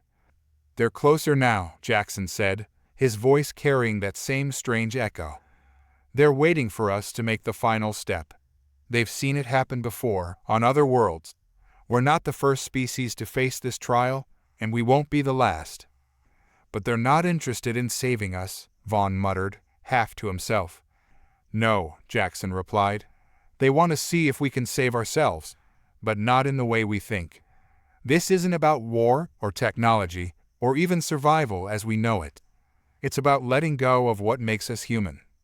Vaughn's chest tightened. "And if we can't? Then we perish." Inside the compound, the scientist worked tirelessly, recalibrating the Ascendant device. Dr. Emery's face was pale from exhaustion, but her hands moved with precise efficiency as she monitored the energy fluctuations. The device was a miracle of human ingenuity, a fusion of advanced physics and metaphysical theory, but it was also dangerous. The previous attempt had shown that only a select few could handle the acceleration of consciousness that the device triggered. "What's the status?" Vaughn asked as he entered the lab. "We're ready for the next trial," Emery replied, her voice tight. "But there's still no guarantee it will work on a larger scale. Jackson's transformation was an anomaly." "An anomaly?" Vaughn frowned. "Or is he the first step?" Emery paused, looking up from her console. "That's what we're trying to figure out. Jackson's mind was able to withstand the process, but the others it overwhelmed them. Their neural pathways couldn't adapt to the sudden influx of information. If we're going to push the entire population through this, we need to find a way to make the process less traumatic." "Or more selective," Vaughn said grimly. "What if only a fraction of humanity is capable of ascending?" Emery met his gaze, her eyes filled with a deep, unsettling truth. "Then we have to face the reality that not everyone will survive." Vaughn clenched his fists, his mind racing. Was this the gods' test? To see who among them could rise, while the rest were left behind? It felt cruel, but then again, the gods were beyond morality. They were beyond everything Vaughn could understand. The next phase of the project moved faster than Vaughn had anticipated. With Jackson as their only successful case study, Emery's team worked around the clock to refine the Ascendant device. Meanwhile, across the world, governments were collapsing under the weight of fear and confusion. The idea of ascension was too abstract, too terrifying for most to grasp. Riots broke out in major cities, and military forces struggled to maintain control. Vaughn received constant updates from what remained of the global leadership. President Cole had tried to maintain order, but even he was beginning to falter. The human mind wasn't built to handle the existential terror that the gods represented. And then came the final message from the gods, transmitted through Jackson in a voice that seemed to resonate through the entire compound. The threshold is near. Ascend or perish. The words were simple, but their meaning was profound. Humanity was being given one last chance. Vaughn gathered his team in the command center, the air thick with tension. Emery stood beside him, her face etched with worry, while Jackson remained in the corner, his glowing eyes watching everything in eerie silence. "We don't have a choice anymore," Vaughn began, his voice steady despite the weight of the moment. "The gods have made their terms clear. We either prove we're capable of transcendence, or we're wiped out." "Are we even ready?" one of the engineers asked, his voice filled with doubt. "No," Emery admitted, "but we've come this far. The device is our only hope. We've refined it as much as we can, but the process will still be dangerous." "How many can it handle?" Vaughn asked. "Realistically," Emery hesitated, "a few thousand at best. It's not enough to save the entire population, but it's a start." Vaughn nodded, his mind racing. Thousands. A small fraction of humanity. It wasn't ideal, but it was better than nothing. The gods were watching, waiting. They didn't care about fairness. They cared about results. "We'll need to make the selection process as quick and efficient as possible," Vaughn said, his voice hardening with resolve. "We can't afford to waste time. We'll start with the brightest minds, those who can contribute to the survival of the species. After that, we'll move to essential personnel, military, engineers, doctors, and then we'll take volunteers." The room was silent, the weight of Vaughn's words sinking in. They were about to make the most important decision in human history, and it would leave countless lives behind. "Are we really prepared to make that choice?" Emery asked, her voice barely a whisper. "We have no choice," Vaughn replied, his eyes locked on the holographic display of Earth, the gods' shadow looming over it. "The gods have made that clear." The process began within hours. Emery's team worked frantically, preparing the Ascendant device for its final activation. The selected candidates were brought in, their faces a mix of fear and determination. They knew the risks, but they also knew the stakes. Vaughn stood by the device, watching as each person stepped forward, their minds linked to the glowing sphere. The energy pulsed through the room, and the air crackled with tension. Some of the candidates collapsed under the strain, their minds unable to withstand the pressure. But others, those with the mental fortitude to handle the process, began to ascend.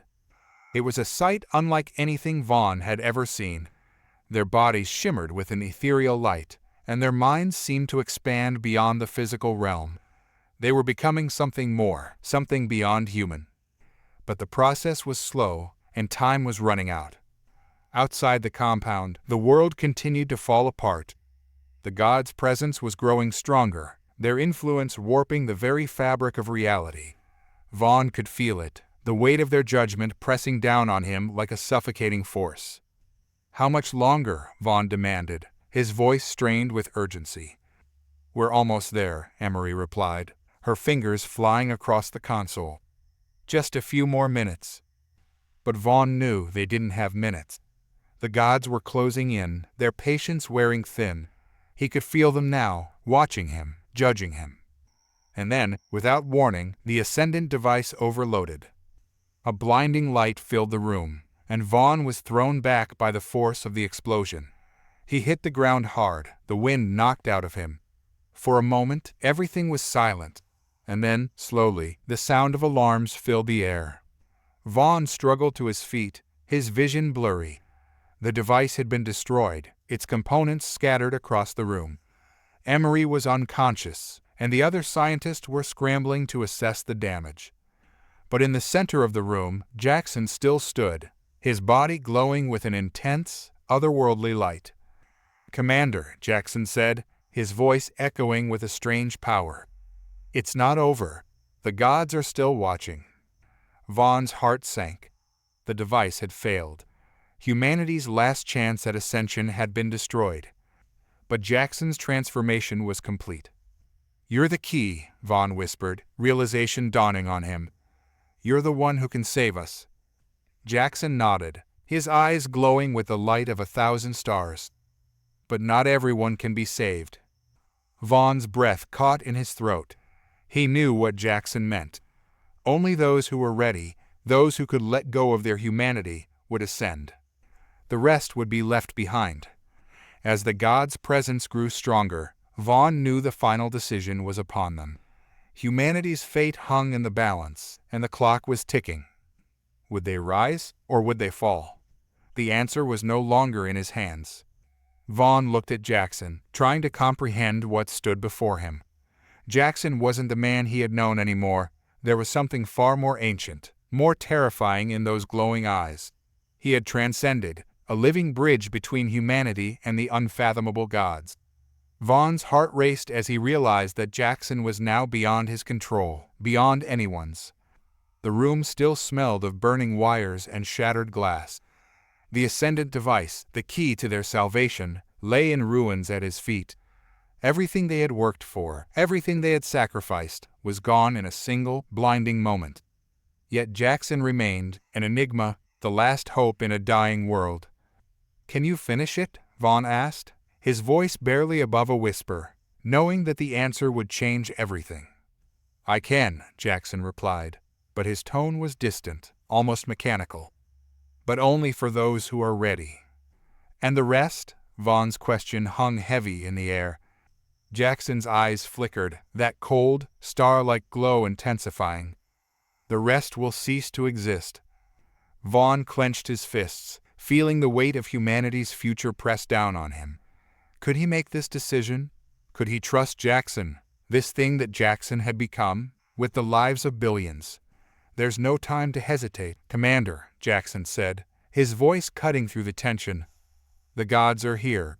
Their judgment is upon us. We must act now." Outside, the very air began to distort. The gods, those immense, inscrutable beings that hovered above Earth, were no longer content with watching from a distance. The sky itself rippled, bending under the immense pressure of their will. Vaughn felt the hairs on the back of his neck rise. The gods were breaking through, their patience at its end. "Tell me what to do," Vaughn demanded, taking a step closer to Jackson. Jackson extended his hand, palm up, and an eerie light began to swirl between his fingers. "You need to choose who ascends. I can take them to the threshold, but beyond that, it's their choice. Only those who can let go, truly let go of what makes them human, will make it through." Vaughn swallowed hard. He could barely wrap his mind around what Jackson was saying. Let go of what makes them human. What did that even mean? And how could he, of all people, decide who was ready? "The process will be different now," Jackson continued, his voice calm in the face of the impending chaos. "The device was just a tool, a way to accelerate the process. But now, I've become the conduit. I can carry them forward, one by one, into the ascension." Vaughn's mind reeled. It was impossible. But at this point, everything had become impossible. The world they knew was already gone, and they were standing on the precipice of something far more terrifying than death. "Start with the team," Vaughn said finally, his voice firm. "Emery, the scientists, then the volunteers." Jackson nodded, and without a word, he moved toward Emery's unconscious body. As he knelt beside her, a soft glow emanated from his hands, enveloping her in a cocoon of light. For a brief moment, she convulsed, her body writhing as if resisting the transformation. But then, slowly, her breathing steadied. The light dimmed, and Emery's eyes fluttered open. She was different now, her gaze distant, as if she were seeing into a reality far beyond the one they inhabited. She stood up slowly, the same ethereal glow that surrounded Jackson now flickering faintly in her eyes. "Emery?" Vaughn asked cautiously. "I'm ready," she said, her voice a whisper of her former self. One by one, the others were brought forward. Some, like Emery, adapted quickly, their minds bending to the new reality Jackson offered. Others, however, crumbled under the pressure, their bodies rejecting the transformation. Vaughn watched as a young engineer, barely out of training, screamed as his skin cracked and his veins lit up like molten fire. His body collapsed in on itself, his final moments filled with agony as his mind disintegrated under the strain. Not everyone was meant to ascend, and Vaughn felt the weight of each failure like a dagger to his chest. He had chosen these people. He had brought them here, and now he was watching them die. But there was no turning back. Jackson moved through the survivors, silent, methodical. With each successful ascension, the room grew brighter, filled with the faint hum of energy that seemed to pulse from within each newly transformed soul. They were becoming something else, something not quite human, but not entirely divine either. When the last volunteer had been processed, only a handful remained, their bodies glowing faintly with a strange light of ascension. Vaughn felt hollow as he looked at them. These were the future of humanity, the few who would carry the species forward into whatever the gods had in store. Jackson stood at the center of the room, his transformation now complete. He was no longer just a man, he was a vessel for something far greater, something that terrified Vaughn more than any enemy he had ever faced. "It's time," Jackson said, his voice resonating with an unnatural power. "The gods have made their decision." Outside, the sky erupted in a violent cascade of light. The gods were descending, their forms no longer shrouded in mystery. Massive, otherworldly beings, their shapes barely comprehensible to the human eye, began to materialize in the atmosphere. The ground trembled beneath their weight, and Vaughn could feel the air being sucked from his lungs. "They're coming," Emery whispered, her voice filled with awe and terror. Vaughn could see it now. These gods, these ancient beings, had no intention of allowing humanity to continue as they were. This was the final moment, the point of no return. Jackson turned to Vaughn, his eyes burning with the light of 1,000 stars. "You need to come with us, Commander." Vaughn hesitated. His body ached, his mind raced. But could he truly abandon what made him human? Could he let go of everything he had fought for, everything he had loved, just to survive? "I don't know if I'm ready," Vaughn admitted, the words tasting like ash in his mouth. Jackson stepped forward, his glowing hand hovering just above Vaughn's chest. "You won't survive if you stay as you are. The gods have no mercy. They won't let you live unless you ascend." The room grew darker, the light from the gods outside casting long, jagged shadows through the compound. Vaughn could feel the weight of the universe pressing down on him, the raw, incomprehensible power of these beings suffocating him. There was no escape. The gods' judgment was final. Vaughn closed his eyes. He saw flashes of his life, his family, his comrades, the battles he had fought, the people he had lost. All of it seemed so small now, so insignificant in the face of the gods. "Do it," Vaughn whispered. Jackson's hand touched his chest, and Vaughn's world exploded in light. Every thought, every memory, every part of him was ripped apart and reassembled, twisted into something new. His body shuddered, convulsed as the transformation began. He could feel his humanity slipping away, piece by piece, as he was reshaped into something far beyond what he had been. The pain was indescribable. His mind stretched to its limits, bending under the weight of the gods' will. But then, just as he thought he would shatter, something clicked. Vaughn opened his eyes, and for the first time, he saw the world as it truly was. He was ascended. The gods stood before him now, their forms no longer terrifying but majestic, powerful. They regarded him with cold, impassive eyes, their judgment finally complete. Vaughn turned to the others, Emery, Jackson, the remaining survivors. They had ascended too, their bodies glowing with the same ethereal light. They were no longer human, but something more, something greater. The god's voice filled the air, resonating through their minds. "You are worthy. You will join us." And just like that, the world shifted. The gods reached out, their massive hands enveloping Vaughn and the others in a blinding light. The earth below them began to crumble, the remnants of humanity falling into chaos and ruin. But Vaughn no longer cared. He had ascended. He had become something far greater than the man he once was. As the gods carried them into the stars, Vaughn felt a strange sense of peace. The old world was gone. The new one awaited. But as the light consumed him, one final thought lingered in his mind. Had they made the right choice? As the blinding light enveloped Vaughn and the others, a sense of weightlessness took hold. Time ceased to exist in the moment of their transformation. They were no longer bound by the physical laws of the earth, no longer held back by the limitations of their former selves. The sensation was intoxicating, exhilarating. It felt as if they were slipping between the very threads of reality. Then, abruptly, the light faded. Vaughn found himself standing in a vast expanse, an infinite void that seemed to stretch endlessly in all directions. It was not dark, nor was it entirely bright. Instead, it pulsed with colors he had never seen before, hues that danced and shifted, forming shapes that teased the edges of his comprehension. "Welcome," a voice resonated around him, deep and reverberating, yet comforting. "You have passed through the veil. You are no longer what you were." Vaughn turned to find Jackson standing beside him. The transition had altered Jackson profoundly, his form now radiating an energy that was almost palpable.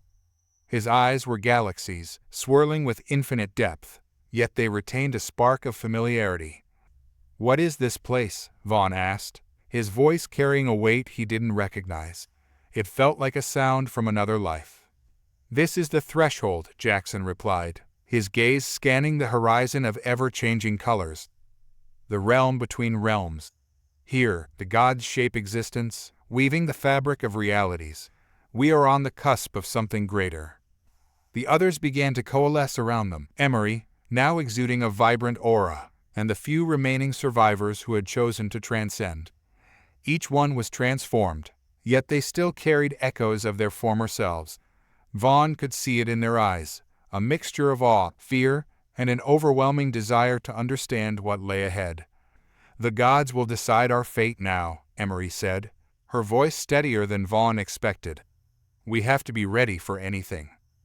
"Ready?" Vaughn echoed, a knot tightening in his stomach. "What do you mean?" Just then, the void rippled, and massive shapes began to materialize before them.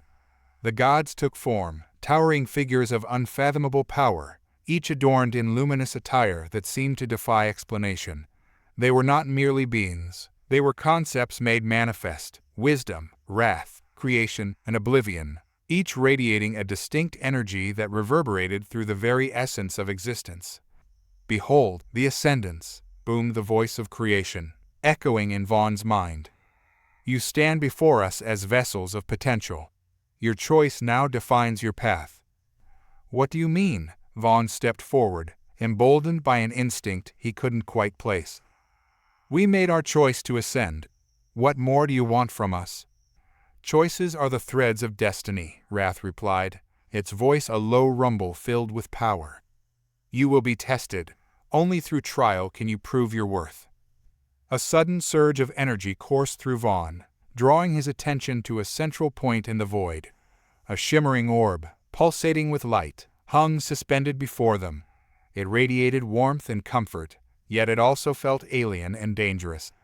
Vaughn could feel a connection to it, a pull that beckoned him closer. "Step forward, Vaughn," the voice of wisdom commanded, its tone soothing yet authoritative. "You must confront what you fear most." Vaughn hesitated, the weight of those words crashing down upon him. What did he fear? Was it losing the people he loved? Failing to protect them? Or was it facing the unknown that lay beyond his understanding? Before he could find an answer, the orb emitted a brilliant flash, and Vaughn felt himself being drawn into it. The vision of shadows. He was no longer in the threshold, but stood in a place he recognized, a ruined cityscape, the remnants of civilization that had crumbled under the weight of despair. Skyscrapers, once towering symbols of human achievement, now lay in ruins. Smoke twisted into the sky like the fingers of the dead reaching for salvation. Vaughn looked down at himself. He was in his human form again, the ascension stripped away. The air was thick with the smell of decay and despair. Each breath felt like a reminder of everything they had lost. Suddenly, figures began to emerge from the shadows, echoes of those he had failed to save. faces twisted in agony and betrayal.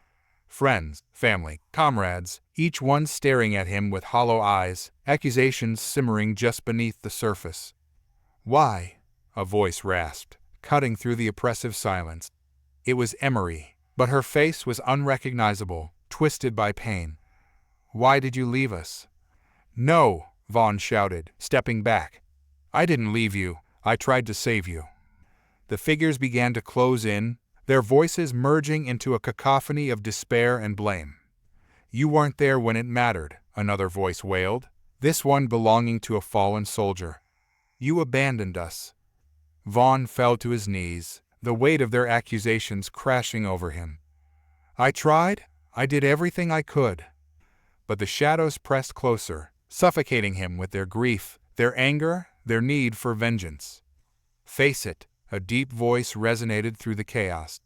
"You were not strong enough." As the darkness closed in, Vaughn felt his resolve crumble. "What do you want from me?" he shouted, desperate for release. The figures hesitated, their faces shifting from rage to sorrow. "To be free," they whispered in unison, "you must accept the truth." Suddenly, Vaughn was thrust back into the void, gasping for breath. The gods stood before him, their forms flickering like candle flames. "What did you see?" Wisdom inquired, its voice echoing in Vaughn's mind. Vaughn looked around, his heart racing. I saw them. The ones I couldn't save. They blame me for what happened." "Their anger is but a reflection of your own," Wrath said, its presence heavy in the air.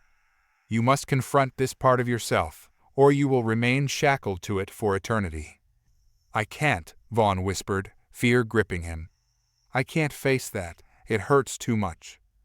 "Pain is the crucible through which strength is forged," Creation said softly, its tone almost sympathetic. "You cannot ascend until you embrace it." Vaughn felt the orb draw closer, its light inviting yet overwhelming. "But what if I can't?" "Then you will not be worthy of your ascension," Oblivion stated, its voice chilling. "Your fear will consume you." With those words echoing in his mind, Vaughn stepped back. This was not merely a test of strength, it was a confrontation with the very core of his being. His failures, his fears, the weight of his decisions, they would not simply vanish. Suddenly, a wave of energy surged through him. The pain of his past became tangible, manifesting as jagged shards of memory. Vaughn could see each moment clearly, every decision, every sacrifice, the faces of those who had perished. Each one burned into his mind like a brand. "Enough!" he shouted, forcing himself to face the darkness. "I will not be defined by my failures." With those words, the shadows recoiled, a tremor of uncertainty rippling through the air. Vaughn felt a surge of determination. He could not erase the past, but he could accept it. He could acknowledge his pain without allowing it to consume him. "I acknowledge you," Vaughn said, his voice steady. "I accept my fear, my anger, my grief, but I will not allow it to dictate my future." The orb glowed brighter, pulsating in rhythm with Vaughn's heartbeat. The shadows began to dissolve, their faces shifting from anger to understanding, their voices fading into whispers of support. "Good," Jackson said, stepping forward. "You have taken the first step. Now, take the second." Vaughn focused on the orb, extending his hand.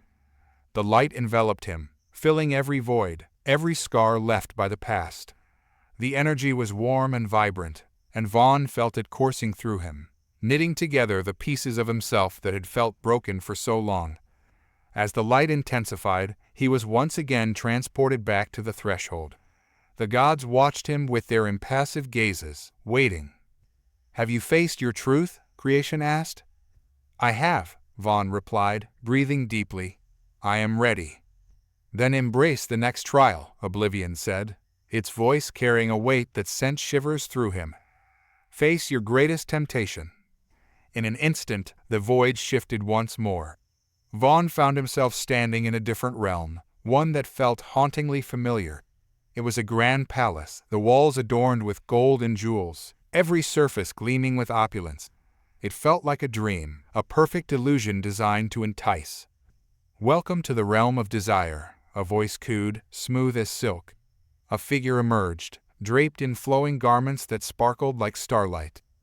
Here, you can have anything your heart wishes. Wealth, power, love, it's all yours for the taking. Vaughn took a step back, confusion flooding his senses. What is this? It is your deepest longing, the figure replied, a smile playing on its lips. You have lost so much. Would you not wish to have it all returned to you?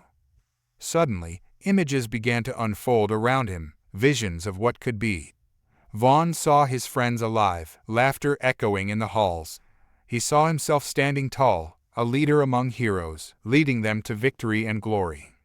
Is this what you want? The figure taunted, drawing closer. All you have to do is surrender your will.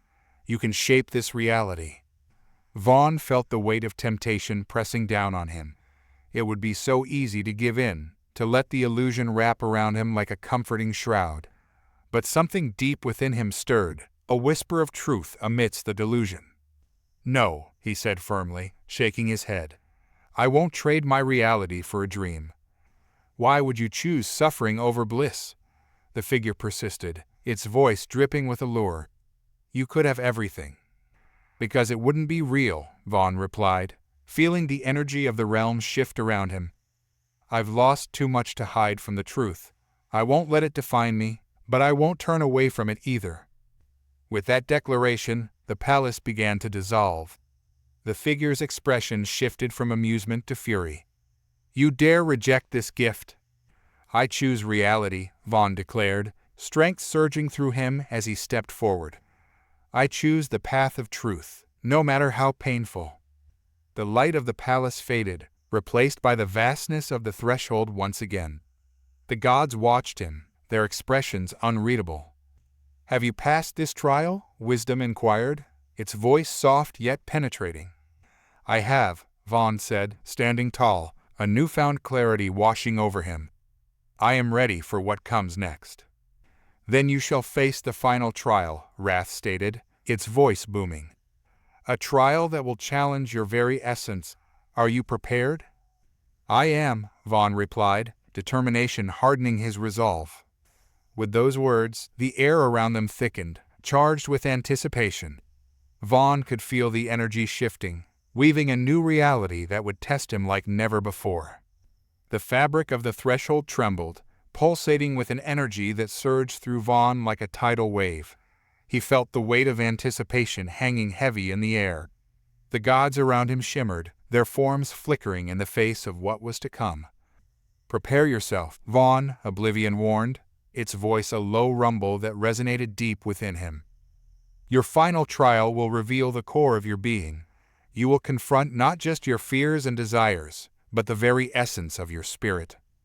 Let's do this, Vaughn replied, steeling himself for whatever lay ahead. The void around him morphed once again, and Vaughn found himself standing at the edge of a vast chasm, its depths shrouded in darkness. A faint whispering sound drifted up from the abyss, an eerie chorus of lost souls calling out in anguish. At the center of the chasm hung a single, glowing sphere of darkness, an orb that seemed to absorb the very light around it. It pulsed with a life of its own, and Vaughn felt an insistent pull toward it. What is that? Vaughn asked, feeling both fear and curiosity mingling within him. That, Wrath replied, is your shadow. The part of you that has been buried, hidden away from the world. To move forward, you must confront it. Vaughn stepped closer, the air thickening with a suffocating energy. The whispers grew louder, coalescing into recognizable voices, echoes of those he had failed, those who had been lost. Each voice clawed at his mind, demanding acknowledgement. Vaughn! The anguished cry of his brother rang clear above the rest. Why did you let me die?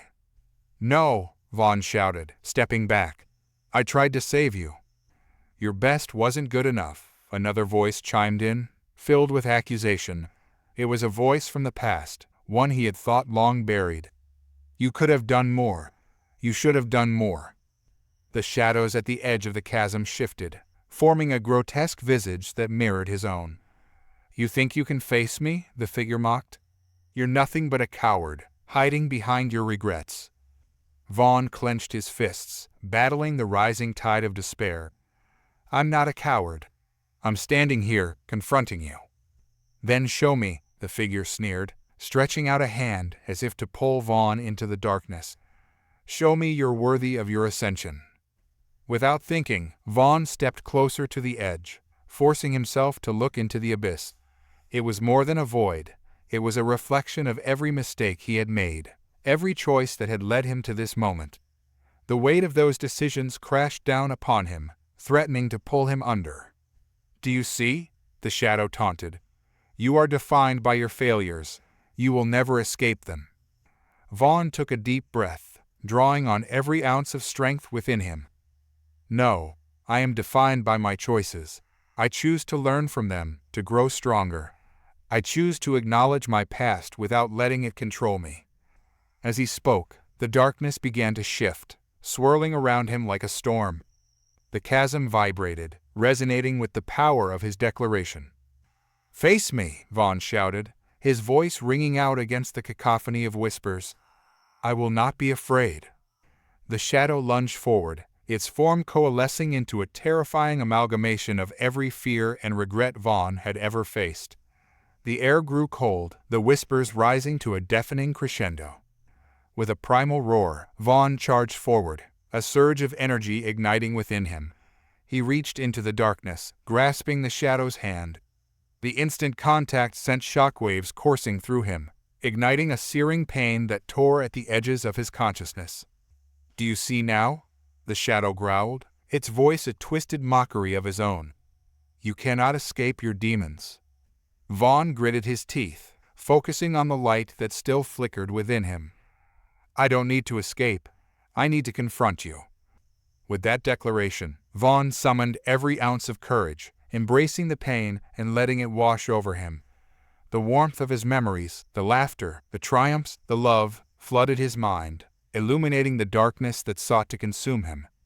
The shadow wailed, thrashing against Vaughn's grip, but he held firm, determined to face it head-on. "You are part of me, but you do not define me." The darkness began to dissipate, tendrils of shadow curling away from Vaughn's touch. The whispers transformed from cries of accusation into murmurs of understanding, a soft harmony that resonated within him.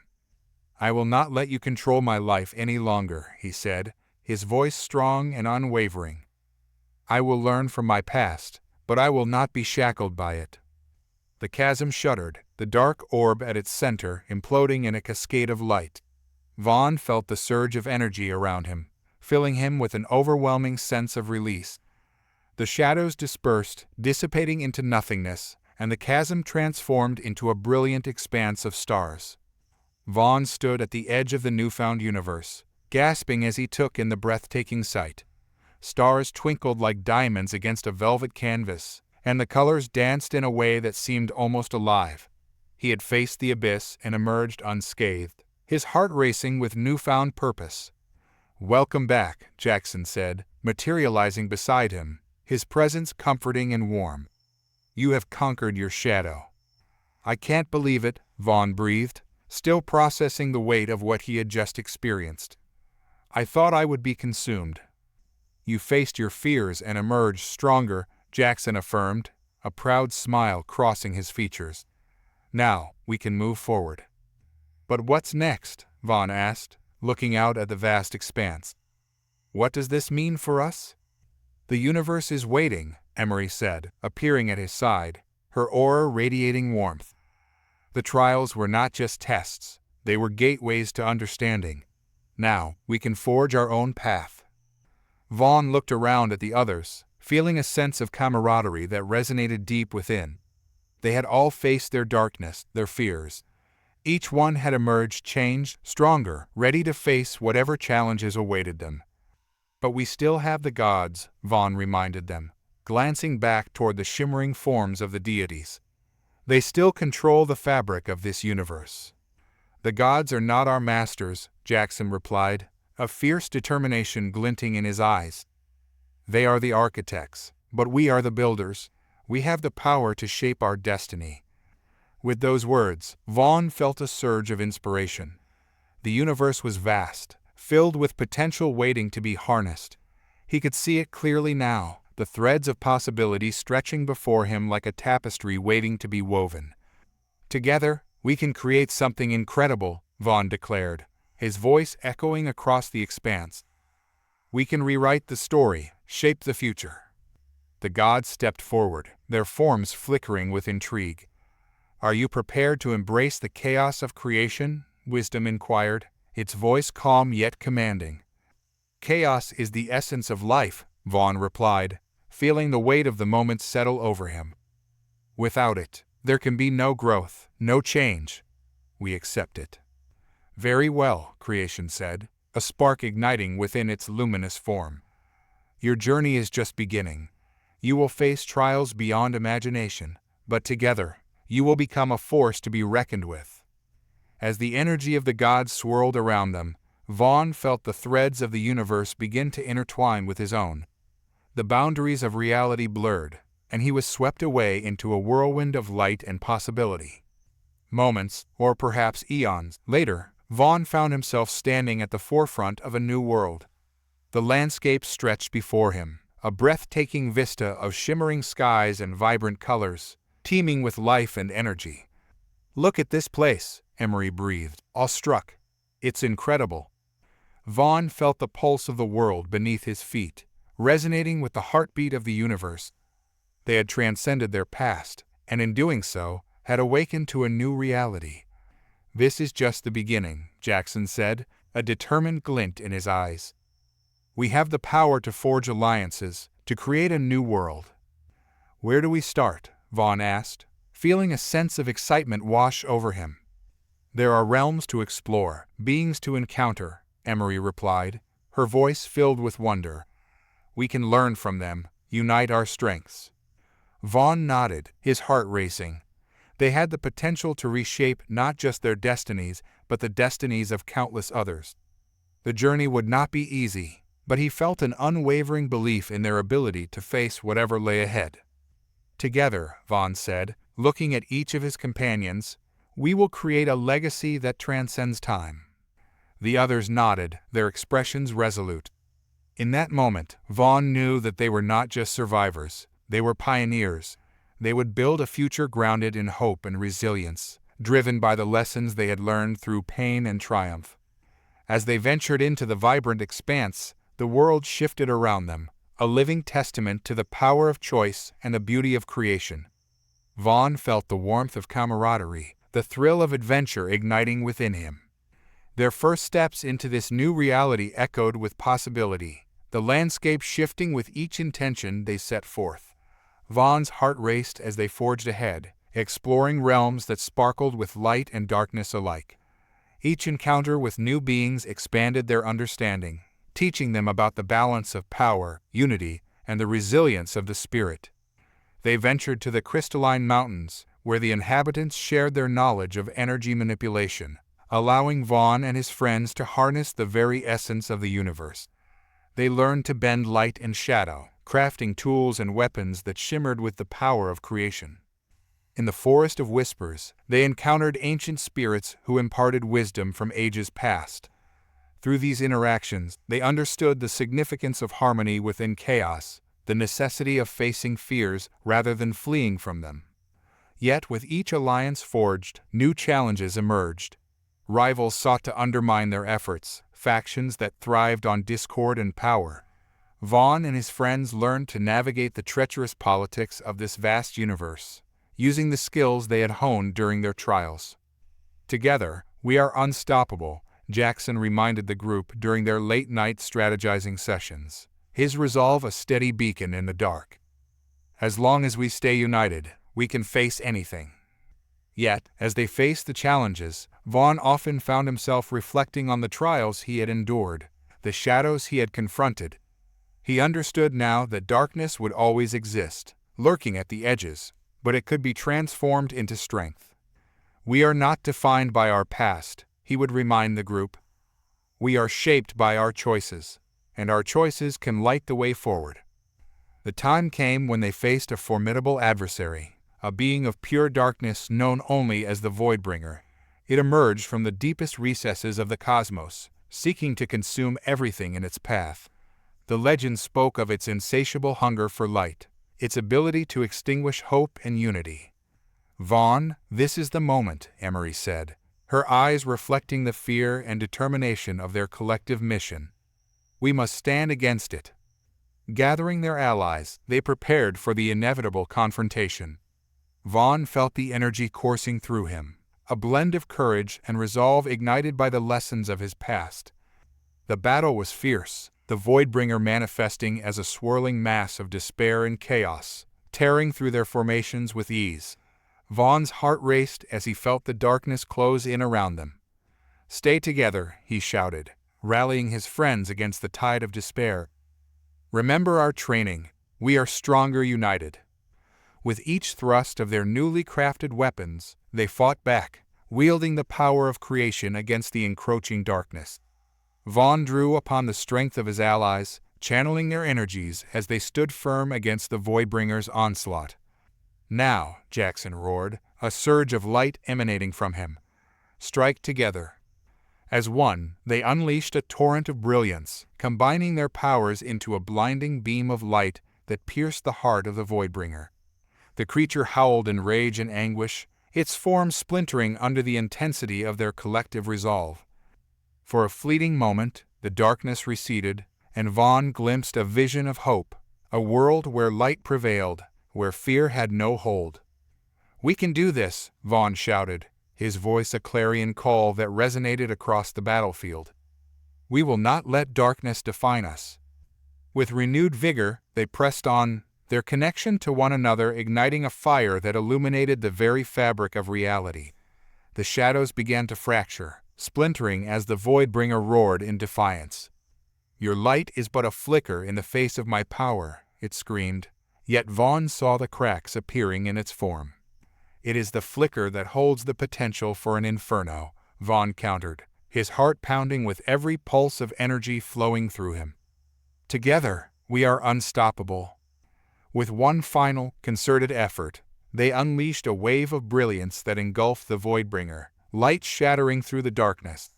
The echoes of the creature's cries faded, replaced by a profound stillness. As the light faded, Vaughn stood amidst the remnants of the battlefield, breathing heavily. They had prevailed. The darkness had been vanquished, but the victory came with an understanding, a recognition of the balance between light and dark, the necessity of embracing both. "We did it," Emery whispered, her voice filled with awe. "Yes, but this victory is only the beginning," Vaughn replied, feeling the weight of responsibility settle upon him. "We must continue to protect this new reality." The remnants of the Voidbringer disintegrated, revealing a beautiful expanse before them, an untouched world filled with promise and potential. "This is our home now," Jackson said, surveying the landscape with newfound appreciation. "We can shape it, create a sanctuary for those who seek solace from darkness." Vaughn nodded, a sense of purpose igniting within him.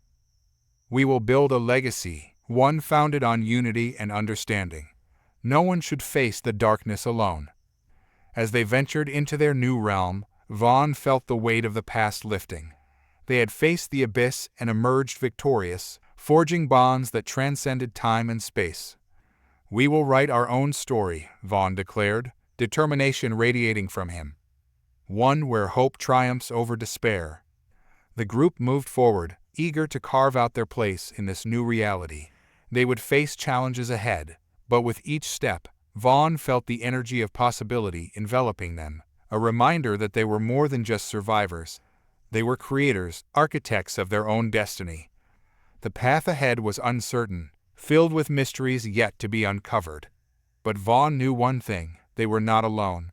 They would face every challenge together, their bond a beacon of light guiding them through the shadows. As they explored their new home, the stars twinkled overhead, whispering promises of adventures yet to come. Vaughn felt an unquenchable thirst for exploration, for understanding the depths of this universe and its myriad of wonders. Together, they would build a sanctuary for those who had suffered, a place where light would prevail against the darkness. And with each choice they made, they would shape not just their destinies, but the very fabric of existence. The journey would be long, filled with trials and triumphs, but they were ready. They had faced their shadows and emerged as warriors of light, ready to embrace the infinite possibilities that lay ahead. And as they walked into the dawn of a new era, Vaughn couldn't help but smile, knowing that this was just the beginning of an extraordinary adventure, one forged in the fires of darkness but destined to shine brighter than ever before. With hope in his heart and his friends by his side, Vaughn stepped forward into the future, ready to embrace whatever came next. The legacy they would create would echo through the ages, a testament to their resilience, their unity, and the enduring power of light over darkness.